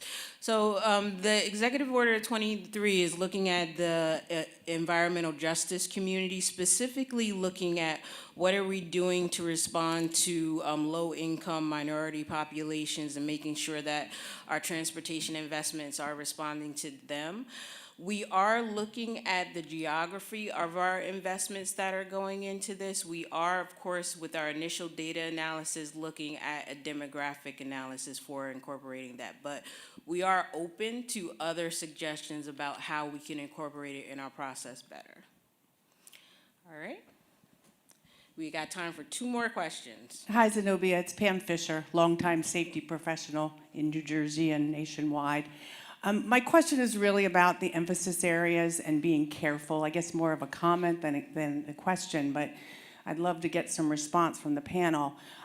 We have a tendency in this business to try to cover every emphasis area possible, and we know that there are only so many resources available for us to do this work. While we know that the Highway Safety Office has funding, it is not a bottomless pit, nor is what we have in the Highway Safety Improvement Program. Yes, Eric, that was for you. I had to say it. We don't have this ton of money that's just pouring into New Jersey. We have limited resources. So we have to be very strategic in our emphasis areas. Many of the things that happen on our road affect multiple populations. They may have a road maintenance piece to it as well as a behavioral piece. So how are we planning to be very, very strategic and not try to be all things to everyone, recognizing we have limited resources, money, manpower, and time? So I think a part of that is what Dave showed us earlier with the structure of our executive committee going down to our emphasis areas, that we're making sure that we're not just focusing on engineering, we're not just focusing on the emergency response, but we're responding to education and responding to the behavioral, not just the physical infrastructure part of it. I hear you, but I guess I'm going to push back and say that the last plan we had multiple more than a dozen emphasis areas. And when you look across the country, we can learn so much from our neighbors across the country, and we will be hearing, of course, from Delaware. But when you look at other states, they've shrunk the number of emphasis areas, not eliminating the multimodal use and the problems out there, but they've shrunk them, and they've been much more effective in bringing the numbers down. I'd hate to see us get bigger. I'd rather see us get more narrowly focused and much more strategic. So I'll leave it at that. Well, our commissioner is going to answer that, so I'm going to say. It's a good segue into the next piece. I can climb the stairs just once.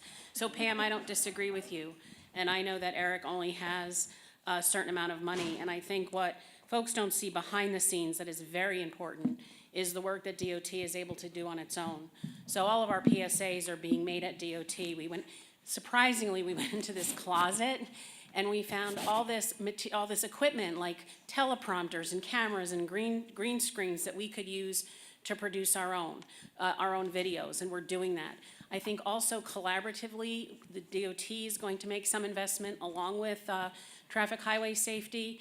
We've talked at the executive level about dropping down some of those emphasis areas. So I think as the day unfolds, you'll see that some of those issues are being addressed. We can't be all things to all people in this 5 years, but we have to pick and choose our spots that we think, again, we may have 5 emphasis areas that branch down at some point into some of the other emphasis areas that don't get top billing, so to speak. But the department is so committed to this. It is, it's critically important to us to maintain safety for all modes. And, I tell a story, and Lamont left, but there's a little boy who went to Lawrence Intermediate School, and he came to me on a different issue. We were there for a safety meeting with the kids. They are 4th graders, and we take them and we talk to them about crossing the street and riding their bike and all the things that are important. This young man came to me with a plan for clean air. He's in 4th grade. He developed his own model. we're gonna entertain him at DOT.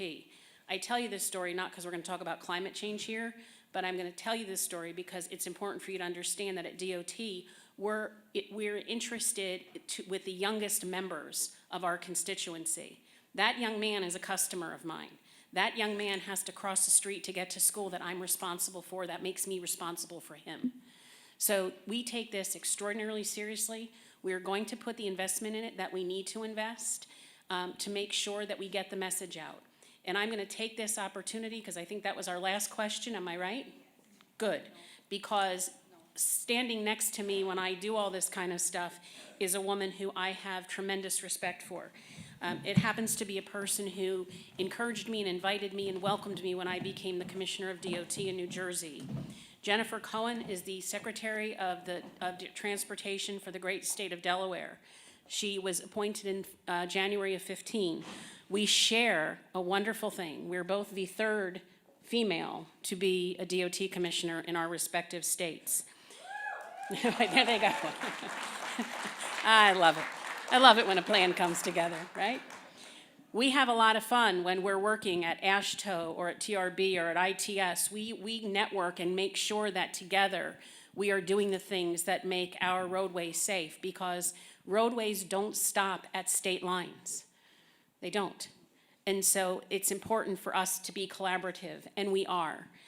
But Jennifer brings to us public sector experience that goes beyond just transportation. She has environmental resource background, she has DMV background, and she has significant background at the DOT. Jennifer is a well-known national representative of many of our organizations in transportation. She has a very powerful voice. She is a dear friend, and I am so happy that she would come here today to share her experience and her work in Delaware to make those roads that connect to New Jersey and Pennsylvania and Maryland and others as safe as any roads in the nation. I do have to say, though, I was told by my daughter, she has some of the most amusing DMS signs in the region. So for Halloween, it was listen to your mummy, don't drive drunk, or put it down. And then it was get your head out of your apps. These don't come without risk, Valeria, so plug your ears. And then my daughter's favorite, being a Disney fan, was be like Woody, don't drive buzzed. So we laugh, but we remember those, don't we? And I know that after she's finished speaking, you will remember her. Please welcome Jen Cohen.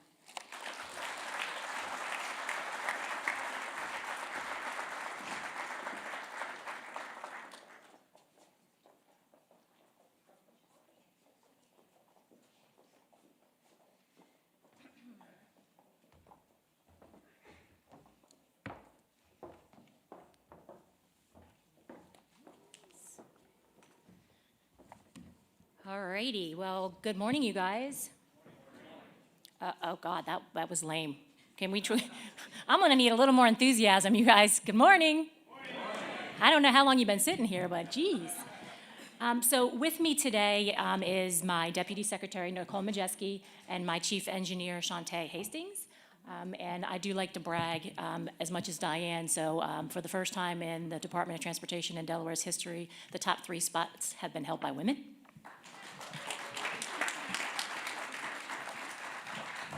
So very, very, very proud of that. So, you know, you all know what we're here to talk about, so I want to do a little bit of a poll. How many of you were in a crash of some kind within the last year? How many? Wow, you raised your hand way. Are you proud of that crash or something? You're like, yes! Okay, how many of you were sustained an injury in a crash in the past year? Okay, how many of you were killed in a crash in the past year? Okay, I just want to make sure that you are paying attention. Okay, so everybody's paying attention. So you guys, you all know that we're here to talk about our comprehensive strategic highway safety plan. Highway safety is everyone's responsibility, and I'm going to talk a little bit about what's going into the Delaware strategic highway safety plan, and then hopefully have a question and answer period with you guys, because I think we'll get more out of that. Because we're doing the exact same thing that you guys are doing. We're in the process of kicking off our 2020 strategic plan, and I will tell you, just the amount of change in the transportation industry over the last 5 years has been phenomenal. We are really on the verge of basically reinventing the transportation system with the connected and autonomous transportation world that we're talking about. So that has to be one of the things that we talk about. So you guys all know what the plan is. This is our stakeholder involvement. We just kind of wanted to put this up there. The core committee, of course, is Department of Transportation. It's our Office of Highway Safety and our Delaware State Police. We have stakeholder committees, not dissimilar to what you guys are looking at. And we've already gotten a few ideas from the crowd that's in the room right now as to how we can expand our stakeholder committee to make sure that we get all voices at the table. And then we actually have 7 emphasis areas, and we'll talk a little bit about that. But our mission is exactly the same as yours, is towards zero deaths. That's where we want to be. And I will tell you, it was a struggle in Delaware to even get that title on our strategic highway safety plan, because some people believe, especially in our police agencies, that it's never going to be doable. And I totally disagree with that, and I believe that we will get there. We are making progress, but it is time for us to shift our focus areas. So we're going to be talking about that. So this is our 2015. This was our overall goal. As you can see, the trend that we're calendar year 05 to 14. We are. Looks like we're all over the place, but we are seeing an overall reduction over the time period. But I'm going to show you some stats that are actually not so great. So this is an update, of course, as you guys do with your strategic highway safety plan, as you continue to update the data, even though you're in between updates. So our goals were to reduce the number of fatalities 3 per year. I will tell you that we have, although you can see the numbers going down calendar year, we have not met that goal. So we are really trying to focus and do some really innovative things, and we'll talk a little bit about that. So how many of you think that there's more cars on the road now than there was 5 years ago? Yeah, because if nobody, you're saying no? You don't think you're in the front row saying no? So what we are seeing is we're seeing singular occupancy vehicle miles traveled going down. But in light of all of the rideshare companies, you're seeing multiple passenger VMTs increase. But how about this one? See if we all get this one right. Is there more construction going on than there was 5 years ago? Yes, right? Okay, so we have more work zones, right? So I know that is one of the AASHTO focus groups and Federal Highways focus group is what's happening in work zones too. Do we have more senior drivers than ever before? Yes. Do we have more teen drivers than ever before? Okay, now we're all in agreement. Okay, good. We can move on. So looking at our 2018, 2019 fatalities, I hate even putting this chart up here because all of those red numbers are very, very bad. We have had a horrible year, and quite frankly, just the last probably 3 months have been the worst of it. Multiple fatalities and crashes that we've seen in just the last month have just blown all of our numbers out of the water on this. So, more emphasis now.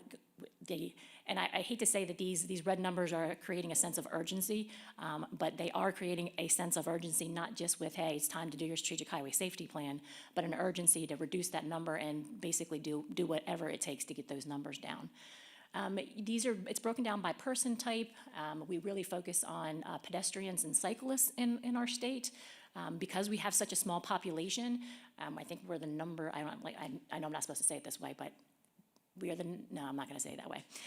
Other than Florida, who kills more people than we do, pedestrians. But so because we're such a small state with a small population, those numbers, again, 25 in 2019 pedestrians, it's not a good number. So we're doing a lot with that, and I'll talk a little bit about that in a minute. And of course, the crash involvements, we had been using historical crash data as the emphasis, how to create our emphasis areas, and we're going to deviate from that just a little bit as we go into our next year's emphasis areas and planning. So not good numbers at all overall through the entire length of the calendar year timeframe for the strategic highway safety plan. Numbers are going down, but this trend 18 to 19 is really, really bad. So I'm just going to talk high level a little bit about our 7 emphasis areas. These are all of the areas in our 2015 Strategic Highway Safety Plan, but we chose those top 7 as the ones that we are really focusing on, specifically because they account for the majority of our fatalities or serious injury crashes. So the first one is intersections. You guys, we have more crashes and intersections than any other location. So our goal there was to reduce the number of intersection-related fatalities and serious injuries by 35 every 5 years. And I got off my notes page, so I had to get back to that.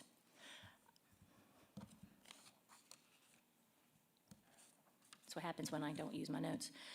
So some of the things that we have been doing is we modified our hazard elimination program to focus on intersections and look at the total crashes and the types of crashes. And one of the other things that we've been doing too, we do a lot of community outreach, a lot of public involvement, is for the first time taking into consideration the anecdotal behavior at intersections, especially in our beach and our resort areas. Yes, and the biggest thing that anybody who's in this industry, if you deal with what we deal with and then deal with press at the same time, we always get does somebody have to die at this intersection before you make changes to it? And the way our processing is, the answer to that sometimes is somebody, yes. So we really started looking at some of the anecdotal behaviors and activities. In one particular intersection that we have down in the resort areas, there's a lot of controversy around, we're getting ready to put a grade separated interchange there.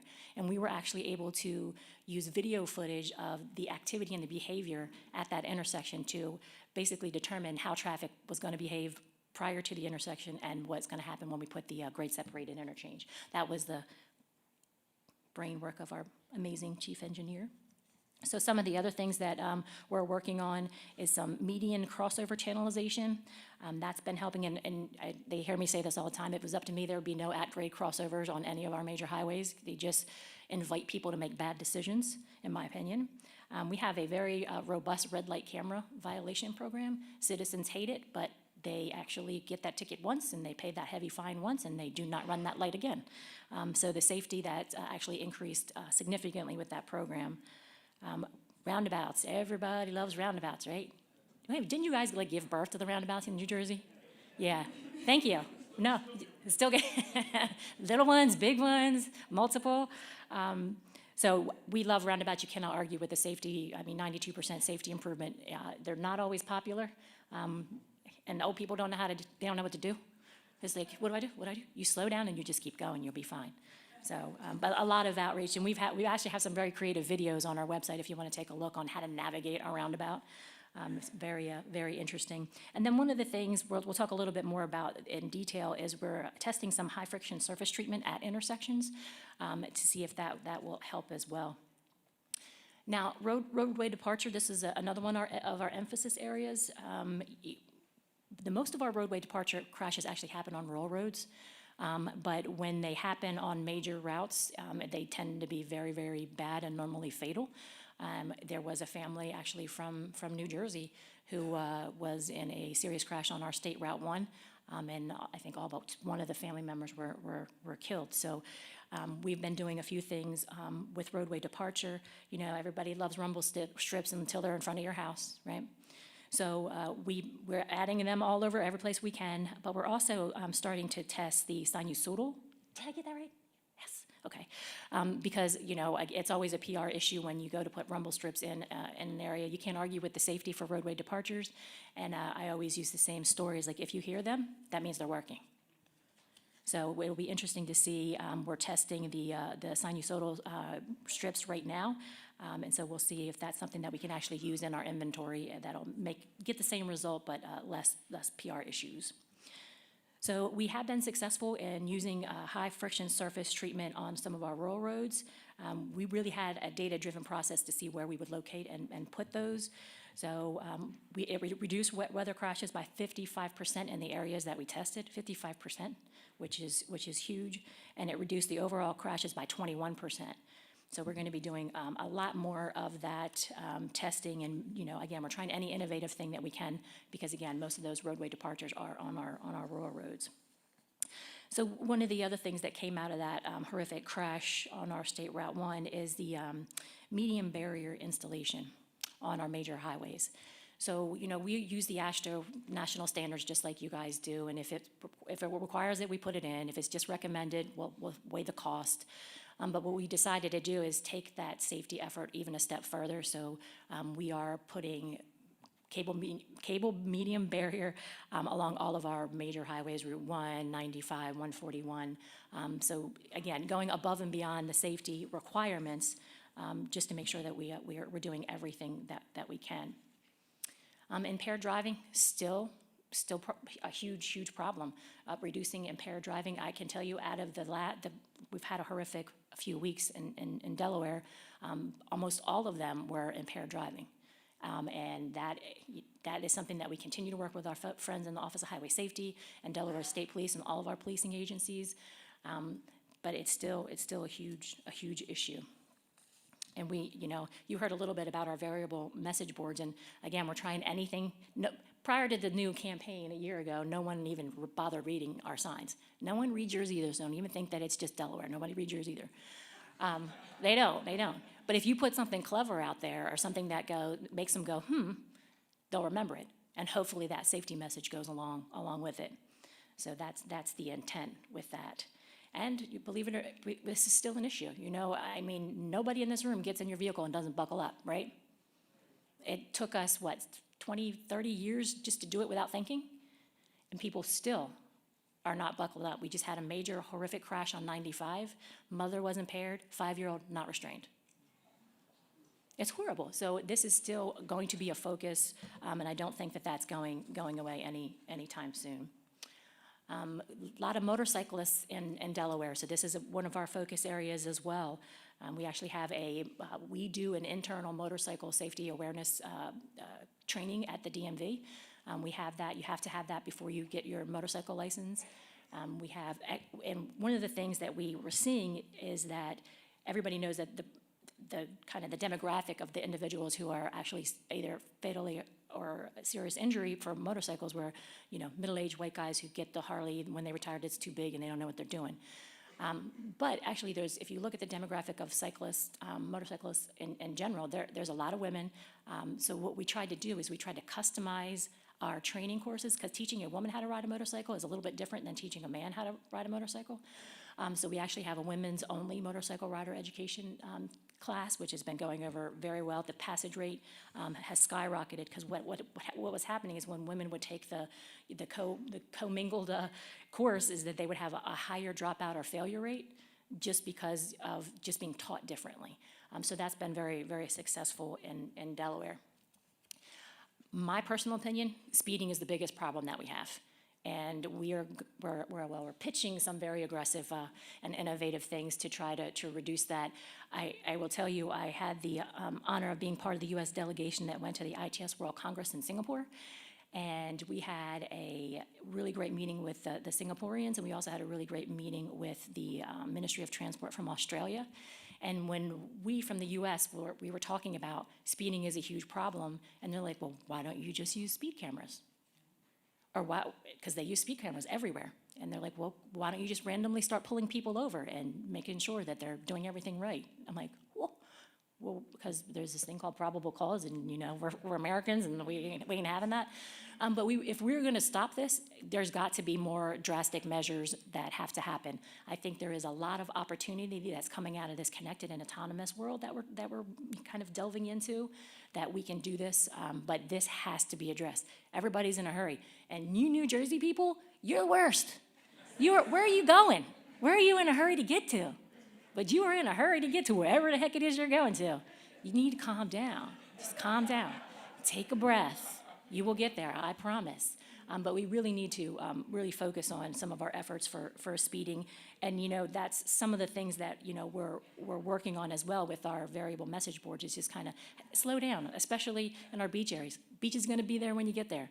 Relax. Everybody, just relax. So that's something that we're really, really focusing on as well with speeding. But we have to have some more draconian, in my opinion, and that's what you're going to see us explore. I'm going to say explore and try to get away with it. Legislation that will allow us to do electronic speed enforcement in Delaware. Whether or not it's going to pass or not, I don't know. But we're going to try, because we have to do something, and we have to do something different than we have been doing. And pedestrians, again, you know, a big focus area. We have a pedestrian safety council, which Nicole actually chairs, looking for all kinds of innovative and creative ways to handle that and do better there. We have installed rectangular rapid flash beacons at a few intersections in the state. We are actually, the hawk signals are now part of our inventory of solutions when we're looking at high pedestrian areas. This is a big thing for me, is separating the modes. We have to separate the modes whenever possible. And I know there's probably engineers in the room that are gonna throw a shoe at me or something, but whoever thought that putting a bike lane on a highway, here's the white line, and here's the 3-foot bike lane. I don't know who that was, but damn. So separating the modes is something that we're doing. We have been very successful in doing a lot of kind of not on the highway network bike and ped paths. We actually just opened up one last year called the Jack Markell Trail, which actually connects Newcastle to the city of Wilmington. And I'm going to leave with a PSA about the I-95 project that you guys are, if you'll be impacted by. But because we put that trail there, it's now actually being used as a commuter trail. So people are walking and biking who live in Newcastle and work or live in Wilmington. So, and with the I-95 project, that's probably going to be the fastest way to go anyway. So that's got that done just in the nick of time. We're also doing some creative things with crosswalks, creating a median refuge island. So I call it Frogger, but I probably shouldn't call it Frogger. If you get halfway, you have a safe spot to be. And then looking at lighting, and I think, you know, sometimes that's one of the first things that you should go to is the easiest. You know, Occam's razor, normally the most simplest thing is probably true. The simplest thing is to make sure your your pedestrian intersections are well lit. That's something that we're really focusing on as well. And some of the highlights from our 2015 plan is, you know, we have improved crash data systems, which is very important.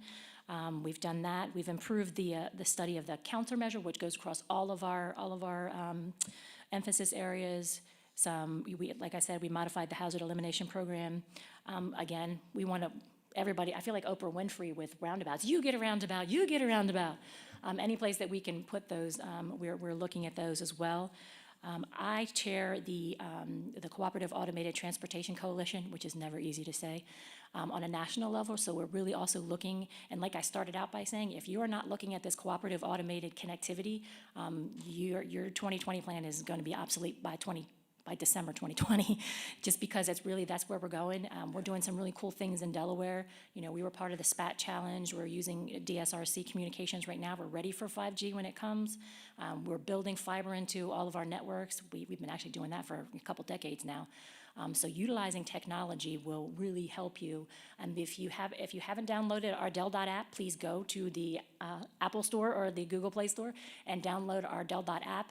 All of the information that we're talking about with all of our cameras on our systems, all of our real-time travel advisories, every project in the state is all on that app, and everything is available to the general public.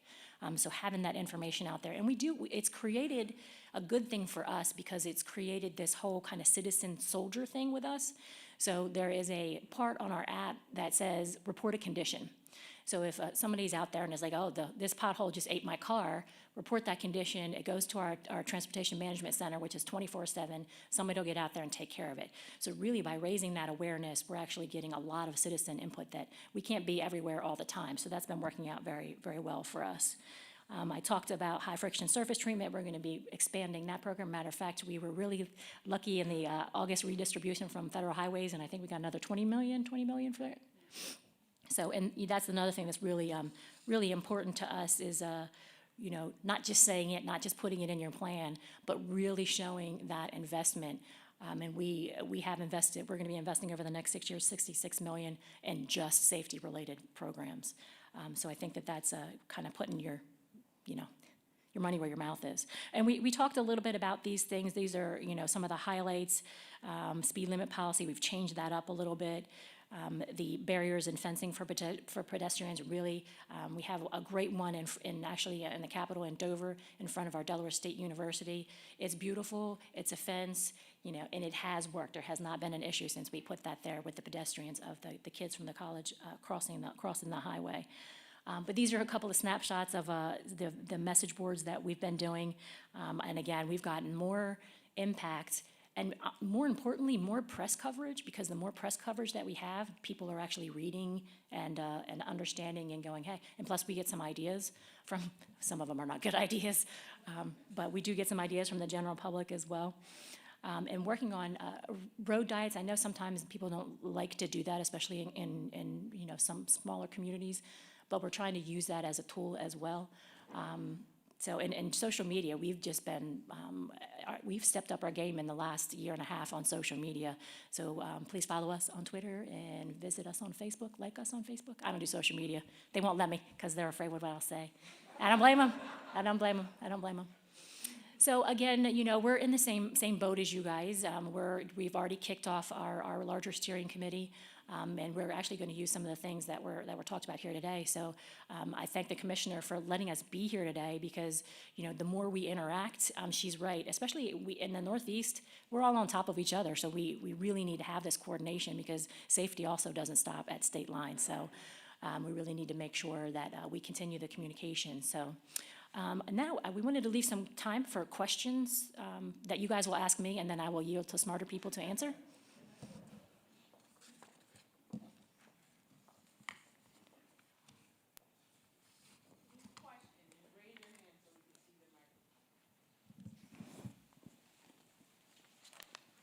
You guys got to ask these, they're up here looking beautiful, they need some. You're like, no, it's okay.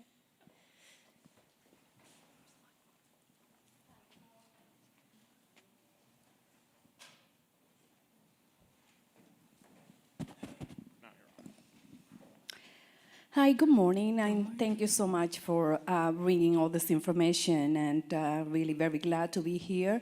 My name is Angela Gonzalez. I am the director from Servicios Latino and Multicultural Center in Burlington County. I am here today because I would like to see a more education and awareness and support to minority organizations that assist families here in the state of New Jersey. In the past, probably I could say like in 2005 or 6, 7, around there, some of the Latino organizations, not just Latino, but I'm talking about other organizations, were able to receive small funds to educate the community in reference to traffic safety, child safety, pedestrian and bicycle safety. And somehow it was, the initiative was just, probably think it was like for 6 years, we were able to come, educate, provide information to children, families.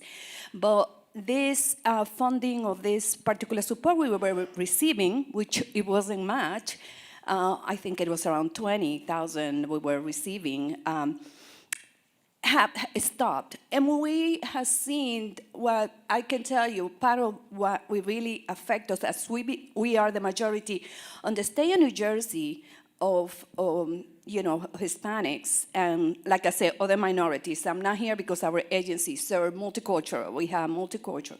Is seeing that the education component is still it hasn't been provided to organizations like other minorities.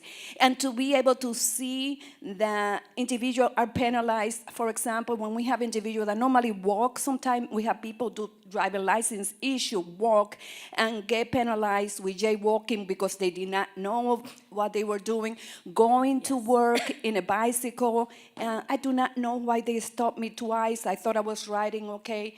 So these are some of those components that are missing, and we would like to see if this is something that they will be bringing back as the countries seem to be more diverse and other communities are out there that need this important education that you are presenting. Like today I went and tried to get some of the brochures today and I couldn't find one in Spanish.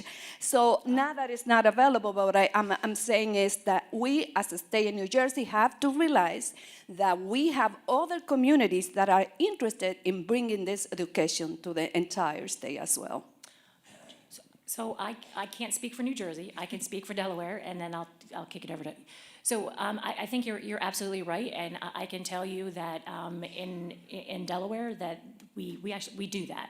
The way we went about it is we looked at the most recent census, and we said, okay, the majority of Delawareans, here's the 4 different languages that they speak. So we made sure that we translated everything, especially from the DMV side, every driving manual, every pamphlet, everything that we have in all 4 of those languages. And we make sure that we have staff that are bilingual in all of those different languages.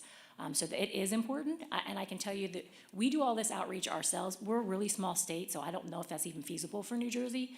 But we go out into the community and we do, like I said, we have resort areas down at our beaches, and a lot of foreign students come to work in the summer. So they ride their bikes because that's what they do. So every summer we have intense training courses. We'll give them a bike. We'll make sure they have reflectors. Tell them what the rules are. So we do a lot of that in Delaware, and it's not necessarily throwing money at something. It's also making sure that the right information gets out, because sometimes translations are different. But yeah, it's extremely important. And I can tell you, I'm on Spanish radio all the time. But it is important. So in New Jersey, it is a requirement. We take it very seriously, and you should hold us accountable for that. When we're looking at any outreach, whether we're talking about safety or any of our investments, we're required to look and to see where we have limited English proficiency, and making sure whether we're talking about translating in Spanish, Portuguese, and Korean and so on, that we're doing that. To answer your question about going out for the education part of it, I think several of our partners that we have in the room, and I'll make sure that you see their table out there too. We have represented one. We have our Metropolitan Planning Organization, and they really do an outreach that they link not only with our local safety programs, but they also do our behavioral campaigns. There's a Street Smart NJ campaign that's right out there that just focuses on education. They'll be happy to come to your community specifically. We also work with our transportation management associations, where they also do behavioral campaigns, and they have translation services available. So if we're making sure that we're doing a targeted outreach to our underrepresented communities, we can do that. I don't know if we want to say anything else from DHTS, but I know we also have a partnership with DHTS that they provide our enforcement grants too. And that also links up with our educational campaigns. Okay, any other questions? Hi. Where are you? Oh. Hi. I wanted to thank everyone for being here, and I think it's wonderful to see so many people here. I have a question for the Delaware and also New Jersey. I noticed that for both states that there's no DEP on your steering committees, and stormwater with climate change, stormwater is expected to be a big problem with rainfall estimates have increased. And so I just noticed that there's no, with the green infrastructure and other opportunities, that I would like to know how these other goals of making sure that stormwater, not only for flooding, but also for water quality purposes, and our infrastructure with highways create a lot of the impervious surfaces. And so I'm just wondering how that's handled in the states, and if DEP can be part of the conversation and include stormwater as one of the themes of the future. Thank you. You want to go? I can then I'll I'll try to address that. Governor Phil Murphy recently issued an executive order to address resiliency within DOT. I was just down at TRB in Washington 2 days ago, participating in a resiliency conference that TRB, FHWA, and AASHTO was sponsoring. But within NJDOT, we've established a resiliency working group, and we're looking at it, broad cross-section of the department, to try to figure out how to react to the climate stressors that we're experiencing. And what does that mean with respect to our infrastructure, the resiliency of our infrastructure? NJDEP also has formed a coastal resiliency working group that our environmental folks at DOT are part of and participating in that. And then there's also conversations, I know, at the MPO levels as well regarding climate change and resiliency as well. So it's a journey with respect to climate change. And at the department, I think we're just beginning on that journey, but we are having those discussions. We are engaged with DEP. We are cross-pollinating as far as the organizations and what ultimately these needs might be. We're in the process of trying to figure that out. You know, design standards, when you do your storm drainage design for a highway, what does a 15-year design storm mean these days, considering how, you know, considering what we're experiencing with climate change? So yes, we are looking at that. It's not part of this conversation, but it is part of many conversations we're having at the department regarding our assets and what the climate stressors and what climate change means to our transportation infrastructure.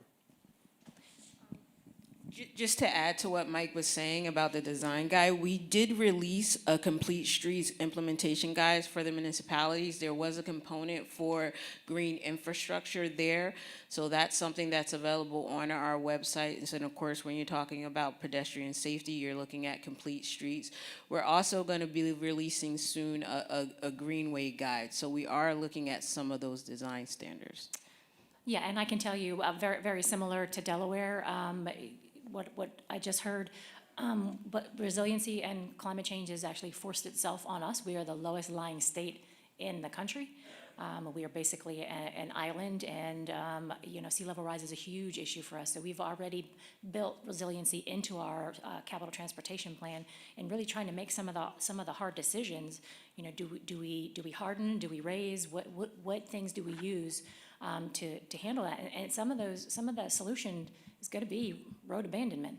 I mean, do I spend $5 million to raise a road that only has less than 280 T on it? No, it's not worth the investment. So it's a public policy issue too. It's much bigger than this conversation. But you know, it is real, and you know, we believe it is part of the overall highway safety strategic plan. But it's a much bigger political conversation. And we're even looking at climate change in the way of, I had a section of Route 1, my main route, north and south, buckle in the heat in July. It's concrete, or asphalt. So those things are very real, and the materials that we have to be more innovative and conscious of what we're doing in a day-to-day basis, much less the workforce issue. Our guys and gals are out there, you know, in 100-degree heat on asphalt. So it's just a much bigger topic. Thank you. I appreciate all the answers. I just would welcome that. I know you said that it wasn't part of this conversation, but that it is included in this conversation for the future. Thank you. We are taking one last question specific to Del Dot. Appreciate you. Appreciate you. Okay, to Del Dot. Good morning. Thank you so much for sharing with us. My name is Sangeeta Badlani, and I'm dual-hatted. I'm a founder of a nonprofit organization, Nikhil Badlani Foundation, and today I'm here representing the Families for Safe Streets New Jersey chapter. Those of you who are not familiar with the Families for Safe Streets, we comprise of victims and families that have been affected by traffic violence. And we've been working closely with our neighbors in New York City, where the Families for Safe Streets was originated. As you may be aware, that they expanded their speed safety cameras in school zones from 140 to 750. However, we being in New Jersey, I learned that speed cameras are illegal. I do recall that we did have red light cameras, and I know you talked about that. And it was shut down in New Jersey. Can you elaborate a little bit on how that program is doing and how you've been able to keep it going? Sure. Thank you. Speak directly into the microphone. So our electronic red light safety program has been in existence now for about 8 years or so. And what we've seen is about a 49% reduction in red light running crashes and a 47% reduction in angle crashes, which was our goal. Safety was always our number one priority. And we have a very robust data-driven process that we analyze all the intersections throughout the state, and we look at the crashes, we look at the different types of crashes that are occurring there, and look at the different engineering aspects of those intersections to make a determination of what improvements can be done. And a red light camera is kind of the last resort. We'll look at, do we need to do, signage, lighting, striping, any of that stuff in advance, and see if we can make an improvement on the safety of that intersection. And if we still need something else, then we'll look at exploring the installing of a safety camera.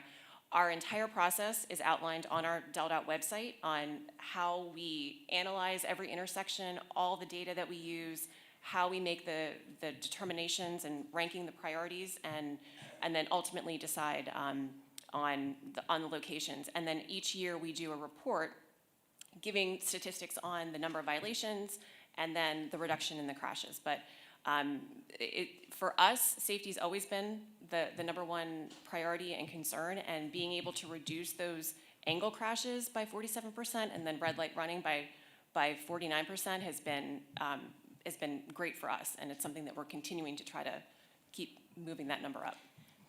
So, but you were referring to speeding cameras, right? Electronic speed enforcement? Both, yeah. So the electronic speed enforcement is something that we are looking at. Huge political battle to get that in place. But if you recall, when we were talking about speeding as our emphasis area, we need to do more. And that is a great tool, and it's been very successful in other countries and other states that have passed it.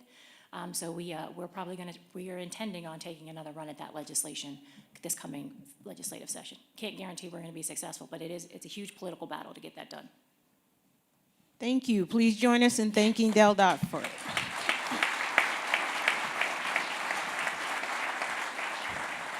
All right, we are going to allow a very brief break. I am going to ask you to join us back here by 11:40 sharp. We will be getting started at 11:40 sharp. Thank you.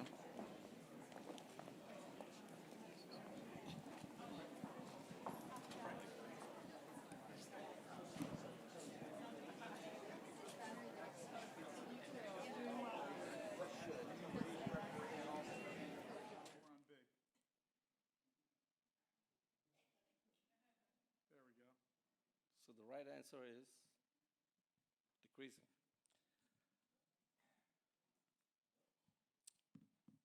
Safety data trends, cell phone usage, crash trends. Only 1% fatalities are related to cell phone usage.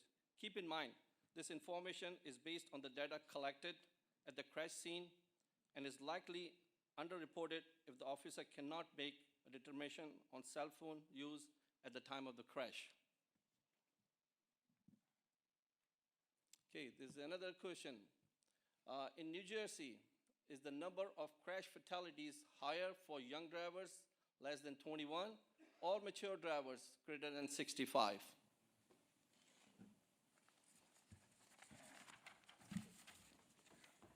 Over to you, Dan. Wait on that.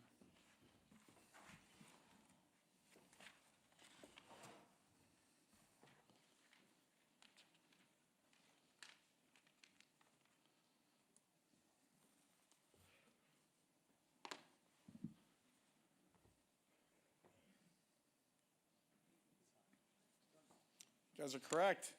The answer is mature drivers, 65 plus.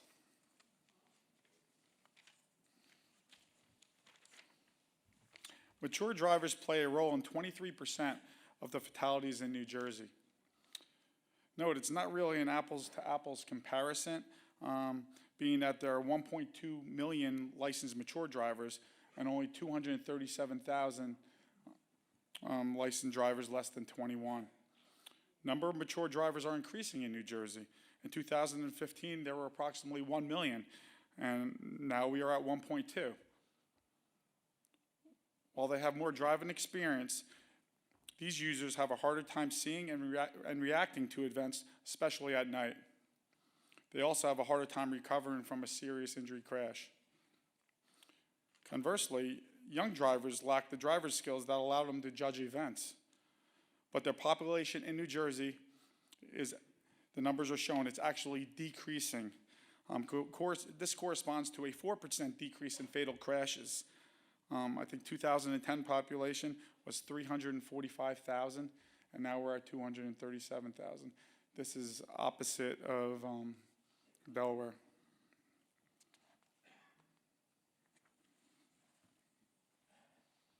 Okay, focusing a little more on the pedestrian issues that we have here in New Jersey. This graph shows the overall number of pedestrians and bike crashes that occurred since 2013. Over 40,000 crashes combined. That comes out to be about approximately 16 per day. 71% of these bike ped crashes occur at locations where there's no control present. Highest crashes by county, we have Essex, Burlington, Bergen, Hudson, and Camden. As Khalid mentioned before, the FHWA identifies New Jersey as a pedestrian-focused state due to the high number of fatal and serious injury crashes. More people are choosing alternate forms of transportation besides the car. However, walking and biking are much more vulnerable to fatal and serious injury crashes. Issues such as speed and visibility can be attributed to the crash severity. This leads to the next poll question. Pedestrian and bicycle fatalities and serious injuries are the highest for which age group?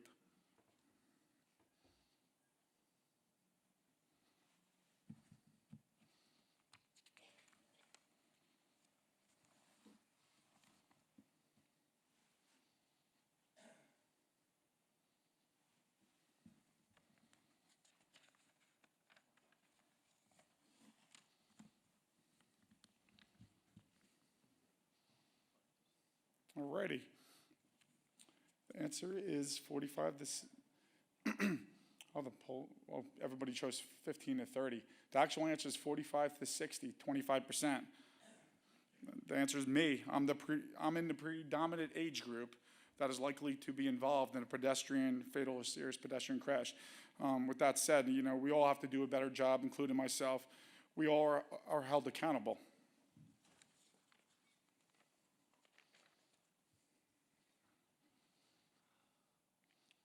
This is the breakdown.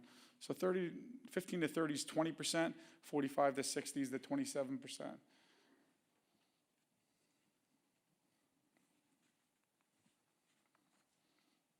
So to further illustrate why we all are here, infrastructure and behavioral aspects all come into play when a fatality occurs. With 30% of New Jersey's fatalities being pedestrians, whereas they all, remember one of the first slides, they only account for the walk, it only accounts for 3% of the volume. Aggressive driving, distracted driving, lack of lighting, not enough time, amongst other factors, they all play a role in a pedestrian fatality.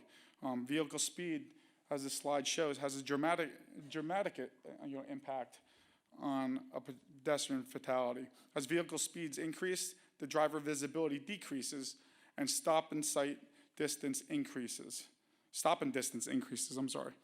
A pedestrian struck by a vehicle traveling 40 miles per hour has an 85% chance of death.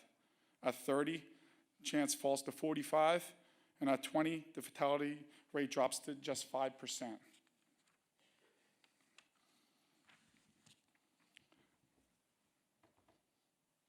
Lastly, I would like to point out that a fatal and serious injury crash results in a high price tag to New Jersey's economy.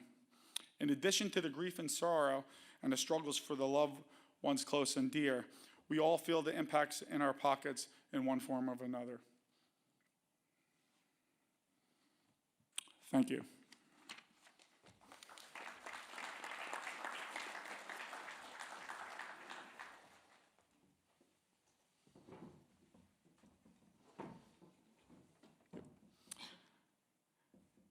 I'd like to introduce Maria Barron. She's a research scientist from the New Jersey Department of Health.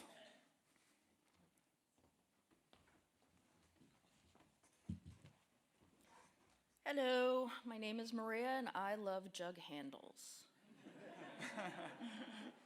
I lived out of state. I did not like having to turn from the left lane.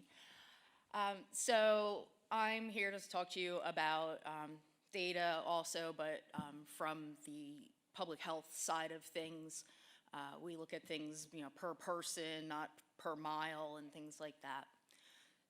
So the most recent full year of data that we have for both deaths and hospitalization is from 2017. 269 deaths. The majority of them were the occupants of motor vehicles as opposed to motorcyclists, bicyclists, or pedestrians.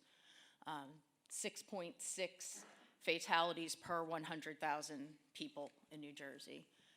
Over 3,000 hospitalizations. Again, 2/3 were motor vehicle occupants, and then pedestrians, motorcyclists, and bicyclists round out the rest. Pedal cyclist is a World Health Organization term that we don't use here in the US, but you get that they use it in England or somewhere. So all of these crashes are considered traffic unless otherwise noted.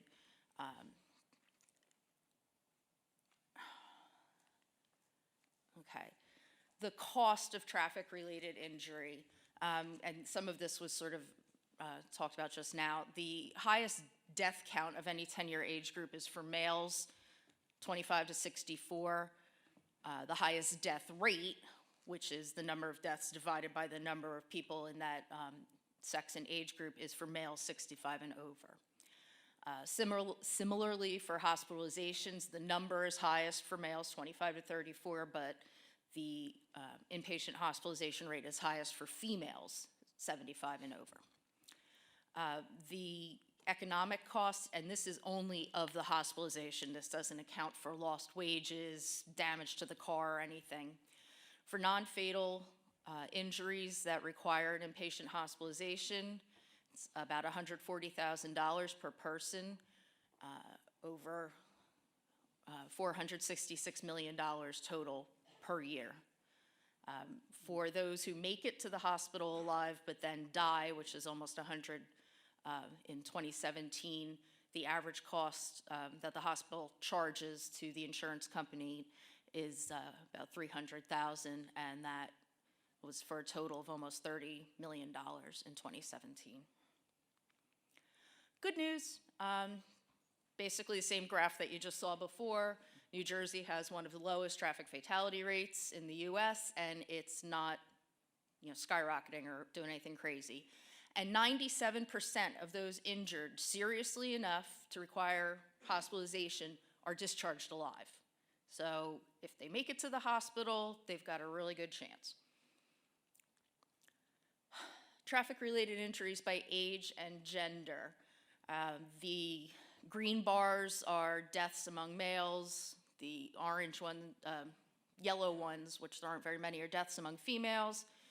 Orange is male hospitalizations, and blue is female hospitalizations. As you can see, they go up. The hospitalizations increase dramatically from the under 15 to the 15 to 24 because those people include drivers. Under 15 doesn't. And again, at 65 and over, which is similar to what they just told you, older drivers. Females get hurt at a higher rate in the older age groups. Males generally have higher injury and death rates due to motor vehicle crashes than females at any age, except for that top age group. Gender differences by position, and my colleague and I were going back and forth on what to call that, but it's position in the accident. Motor vehicle occupant, motorcyclist, bicyclist, or pedestrian. For all of them, the rate is higher for males. They're more likely to die from injuries in general, particularly in younger age groups. And our data is from the death certificate on the fatalities. So that doesn't include risk factors like whether or not a seatbelt was used, bicycle helmet, motorcycle helmet. Of course, they're required in New Jersey. Distracted driving and all of that. We end up with things like head fracture, femur fracture, what happened to the body, not what they were doing in the car before it happened.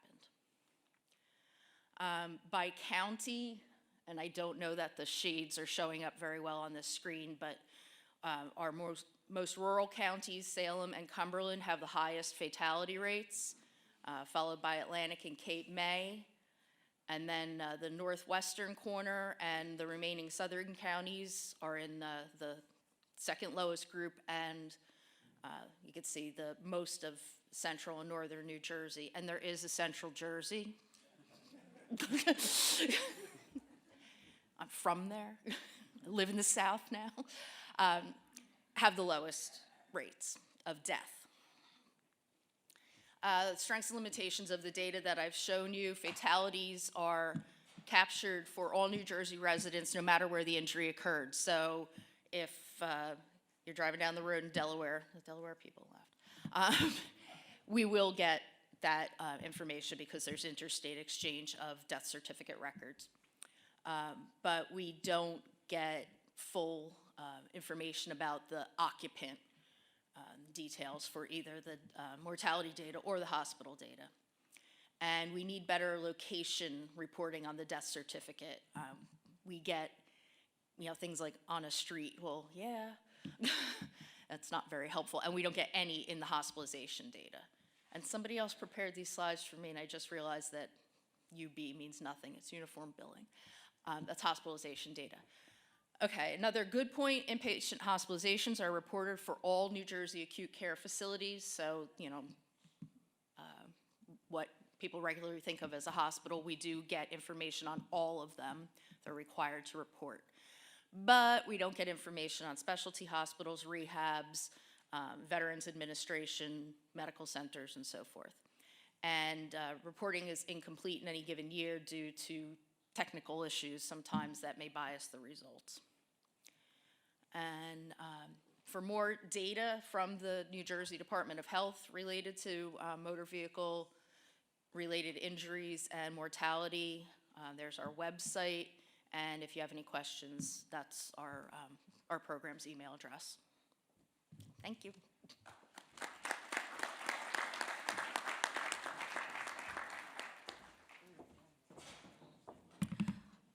Okay, any questions related to data and trends, either for the DOT or the Department of Health? We all got questioned out at the beginning? Okay, right here, we have the microphone. Thank you. I noticed that the statistics having to do with those people who are senior citizens, I know a few, don't do that well in many categories. Does the Department of Health or the DOT have a position on retesting of senior citizens, or that I know eye tests and driving tests, and I know it's a politically difficult area because the biggest most certain to vote category is senior citizens, and politicians tend to want to keep away from that. But I'm just concerned because seeing life in my world, I know a lot of people who probably shouldn't be driving. Maybe I'm one of them. I shouldn't be talking, but looks kind of. I'm going to let our Department of Motor Vehicle partner answer this question. The microphone can come back here.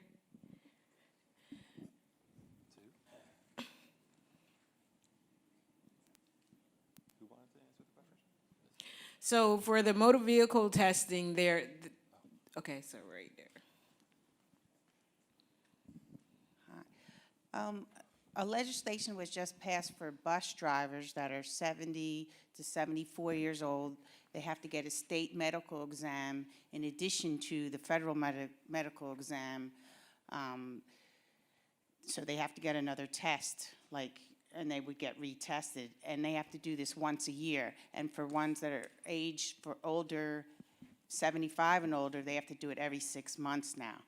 And this is mainly because of that bus crash that happened, last year. But as far as the other tests, we have a medical program, and they do get tested, if they have medical conditions, we have a whole medical review panel, and doctors look at each license, and they're checked that way. So it is checked, but what I oversee in the bus application unit, we do, the new legislation that was passed December 17, 2018 is for the bus drivers 70 to 74 and for 75 and older, and they have to have a medical DO or an MD doctor has to review them. And this is in addition to the federal med cert that they have to get. So now they have to get 2.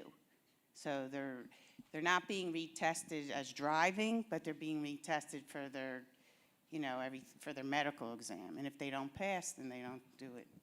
It's, but for regular drivers, for ages, for senior citizens, we do have a medical review plan, and they are checked that way. And for, I'm not the one in charge, so, of that, but it is, well, we do have, we have different programs. If ones have seizures, and there's a whole different medical program that they have to go through. They are checked, but that's up to our chief and the legislators. I mean, if they want to pass, this other legislation was just passed in December for bus drivers that are that of age, but for everyone else, I can't answer for that. and for the purposes for the SHSP development, in the 2015, mature drivers was moved into the top priority category. So we understand in New Jersey that population age is more senior citizens in New Jersey. So from an infrastructure and a behavioral standpoint, that's taken into account. I don't foresee any major changes going forward with this development of 2020. So we have one question, so you all are using the input from your phones. It's more of a comment that we would like to see a deeper dive into health impacts, long-term physical and mental impacts.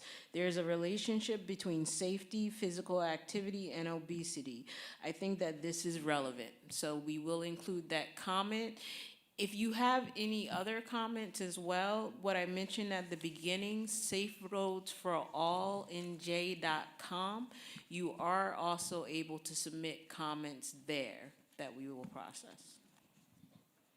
All right, so any other question? We got a question right over here, 2, okay. Yeah, thank you. The question is, we all appreciate, I think, that New Jersey has one of the lowest fatality rates in the country. And I was just wondering if there was a reason besides individual driver behavior that you would attribute to that low rate.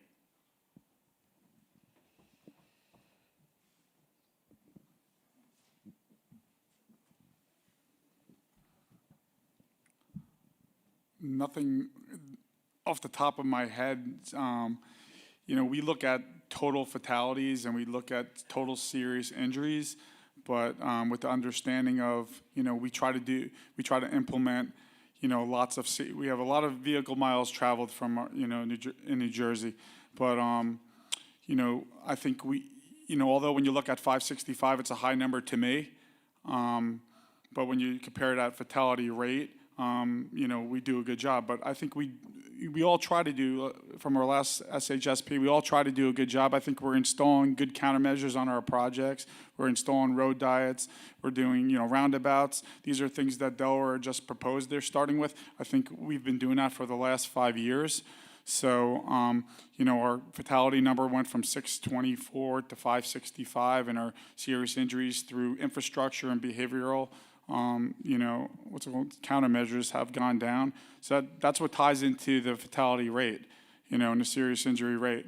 So, all the numbers seem high, 565. When you put that actually, the marbles in the room, the conflict points, that's pretty much, it's pretty much it. We have a lot of conflict points, and we're not killing and having a lot of serious injuries with all those conflict points. Department of Health? I would just respectfully suggest that there is another possible interpretation, and that is the role of congestion in lowering the actual travel speed. And this is not a behavioral issue by the driver, but it's the fact that New Jersey is a very densely populated state, and we do have a lot of congestion on our roadway, and that from a safety standpoint, congestion is good. Correct.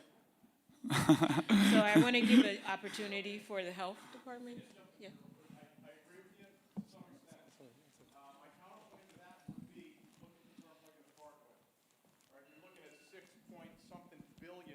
vehicle miles traveled, over the course of a year, and they have the lowest fatality rate in the country. So that's not the entire, They reason. have half the fatalities in the state are from those roads. No, they're not. Well, back to the slide. The slide was up just a little while You ago. talking about the Turnpike and the Parkway? And NJDOT roads. No, I was just talking about 2 highways, All right. so. So hold on, I think what we're bringing up is where we're looking at the concentration of congestion and where we have fatalities. So this is something that we are going to examine. I want to go back to something with the Department of Health and give you a chance to answer, because I was actually surprised looking at that the highest injuries or fatalities were in some of our rural, less populated counties. So could you elaborate on that? Yeah, and this is sort of anecdotal. I don't have the exact numbers, but when you compare a state like New Jersey, or pretty much any in the Northeast, to say, Montana, if you get in a car accident, somebody's going to know about it like instantaneously or pretty soon after. You're not going to lie in a ditch for days before the next person comes down that lonely country road. So there's that. Anywhere in New Jersey, you're close to a hospital. You're not going to have to take an hour-long, 2-hour-long drive in an ambulance to get to a hospital. That's part of the good thing about being densely populated. Additionally, we have trauma centers that are designed to know what to do in these situations. And people can be airlifted there and, not at a community hospital that's not well-suited. Okay. All right, one last question. Hi, Jana again. I hope I continue to get invited to these things. Really do appreciate the Department of Health's input in all of this, as I think we need to delve deeper into causation if we're going to have a comprehensive plan to address it. I'm wondering what the plans are, and Leanne had brought this up earlier about bringing equity and health equity and those disparities into this picture so that we get a more holistic view of how and why things are happening, so that we have a more comprehensive plan, especially those in underserved communities. Me again. I didn't know when I got here this morning that this was actually about a state improvement plan. We are doing the same thing at the Department of Health right now. We're working on our state health improvement plan, and we plan to work with DOT to improve our communities, healthier communities. And one of our overarching cross-cutting issues in our entire state health improvement plan is equity. So we plan to address that and work together with DOT. So some of the things that we have been asked in the past, are we going to align with other plans that we're working on, such as looking at coordinated human services plans, looking at plans where we have with the TMAs, looking at bike and ped plans. So we are looking to do that. That is going to be a part of our discussion that we're looking at with the emphasis areas, which are next round. Like, I'm going to stop because I got to move to the next section. Okay, so with that, we are very close to the end. We are going to go into our next section that's going to talk about a summary of what we're doing, some of our next steps, and look at the scheduling discussion. So I'm going to bring back up Dave Kuhn with GPI. Oh, thank you for that. All right, so before we go to that, we have one more input to look at. Now, you've seen everything that we've had with the data information. What do you think now is the most significant road safety issue in New Jersey? All right, now we're going to see this build live. So the first thing, we have data. We know it's going to give you some time.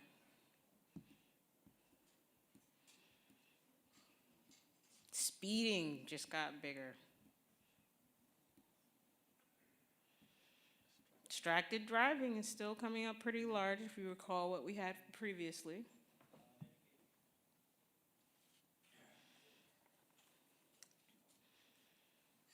Speeding.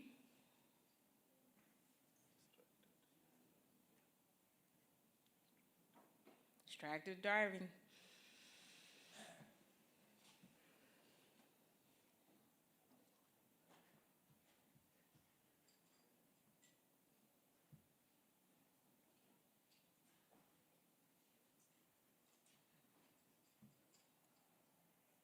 All right. We're down to our last 5 seconds. 5, 4, who's gonna round it? Distracted driving. All right, we have distracted driving. That seems to be the winner that we have here. And do we go to a side-by-side now? So the next one shows the first. Still was distracted driving, but you could see it was a lot more diverse when you were entering the room and providing your comments. We had more pedestrian safety, things like Vision Zero. Aggressive driving was still there. We still had speed. If we go back to the word cloud we just created, we added the larger emphasis on congestion now, and we're seeing that pedestrian's a little lot larger too, but we still have the distracted driving. So this is what you said in the beginning. This is what you say now. Okay, so please give a round of applause for our data and trends panel.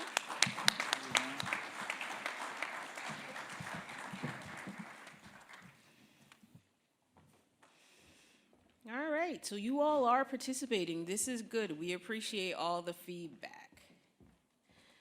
So going into our final section before closing remarks, talking about next steps. Dave? Thank you, Zenobia. So remember earlier I spoke to you about the development process, and now we're going to talk about how you can get involved in the next steps. So at each event that we are having, the summits and the emphasis area team meetings, we will have opportunities for you to provide input.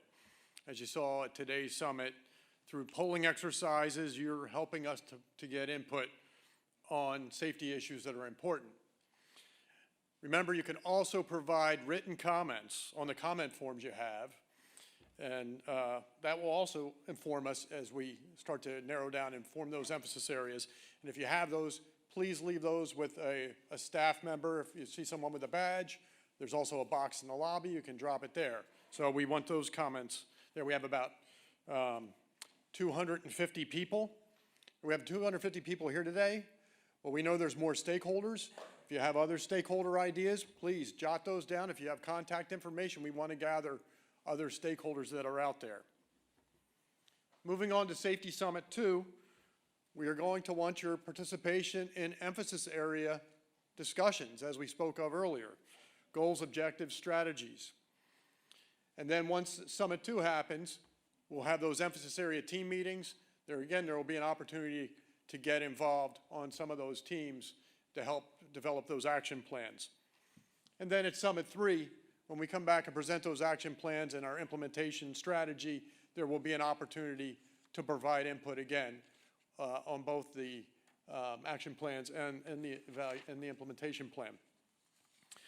But, you know, I don't want you to think that those are the only times that you can provide input, because we talked about live polling, we talked about the comment forms.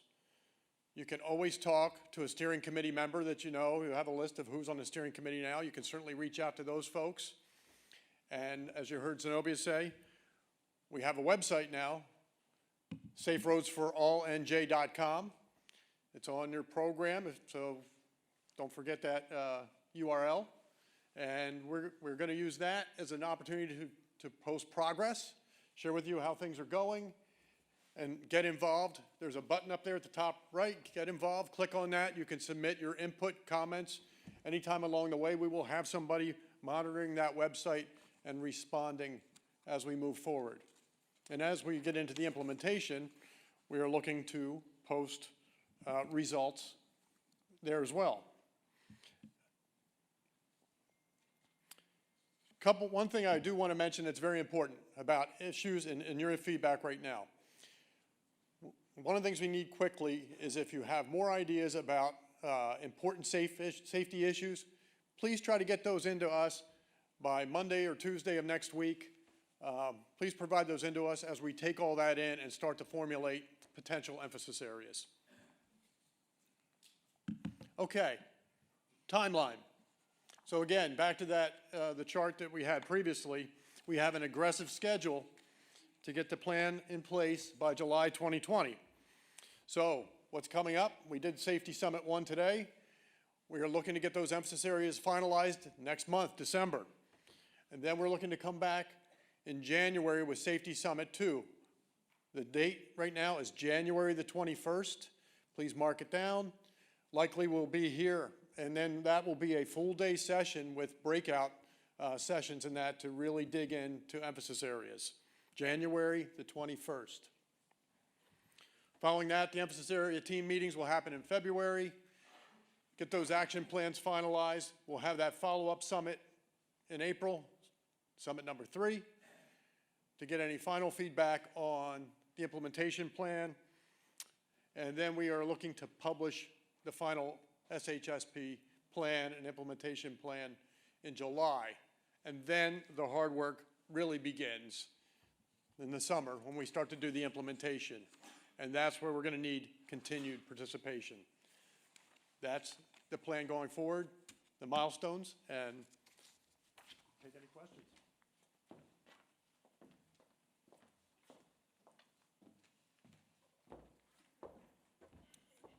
Any general questions about how to get involved, our next steps in the process?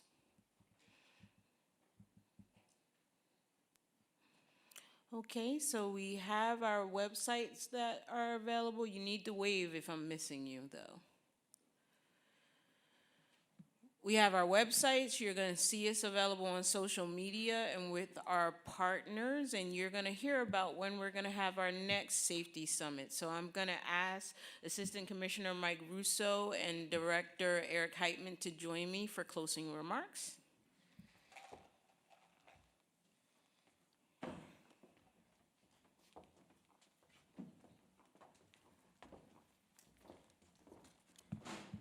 So thanks again. Again, I'll just start by saying thanks for being here today and mostly for just being our partners in this process, our partners in the pursuit of traffic safety. So I appreciate everybody making the trip out here today and you know, agreeing to, you know, continue on in this process. So like has been said before, we have some work to do, but I'm sure you all agree it's a cause, you know, worthy of our time and effort.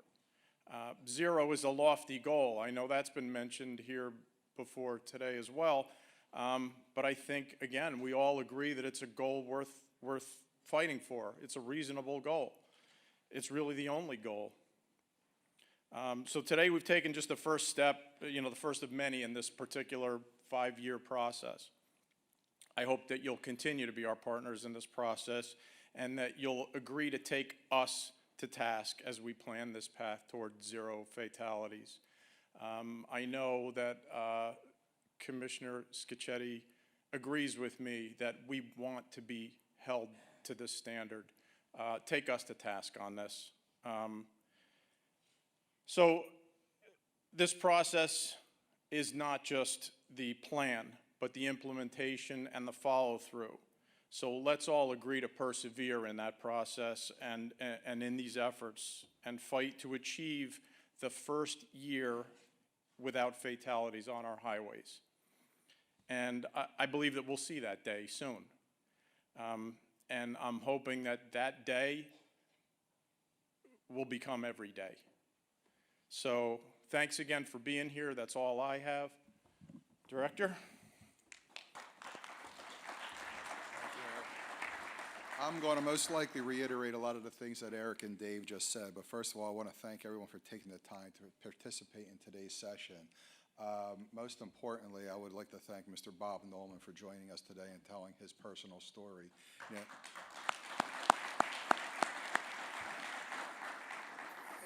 And as a father of a 19-year-old and a 21-year-old, I really appreciate the advocacy work that you're doing in memory of your son, Daniel, so thank you very much. I hope we also impressed upon everyone the importance of coming back, right? This is not a one-off. This is not just about this morning. We need your continued participation. As Dave said, January 21st is scheduled for the next meeting. This needs to be an interactive event. We need stakeholder participation. We need the support of every safety champion in this room to make the development of the 2020 Strategic Highway Safety Plan a success. Before I go any further, I also want to thank a few people to put this together. Zenobia, you did a fantastic job in NC. Thank you. I want to thank our Director of Statewide Planning, Andy Swords, who had a very busy day yesterday with his Transit Village Summit. Thank you for helping with this.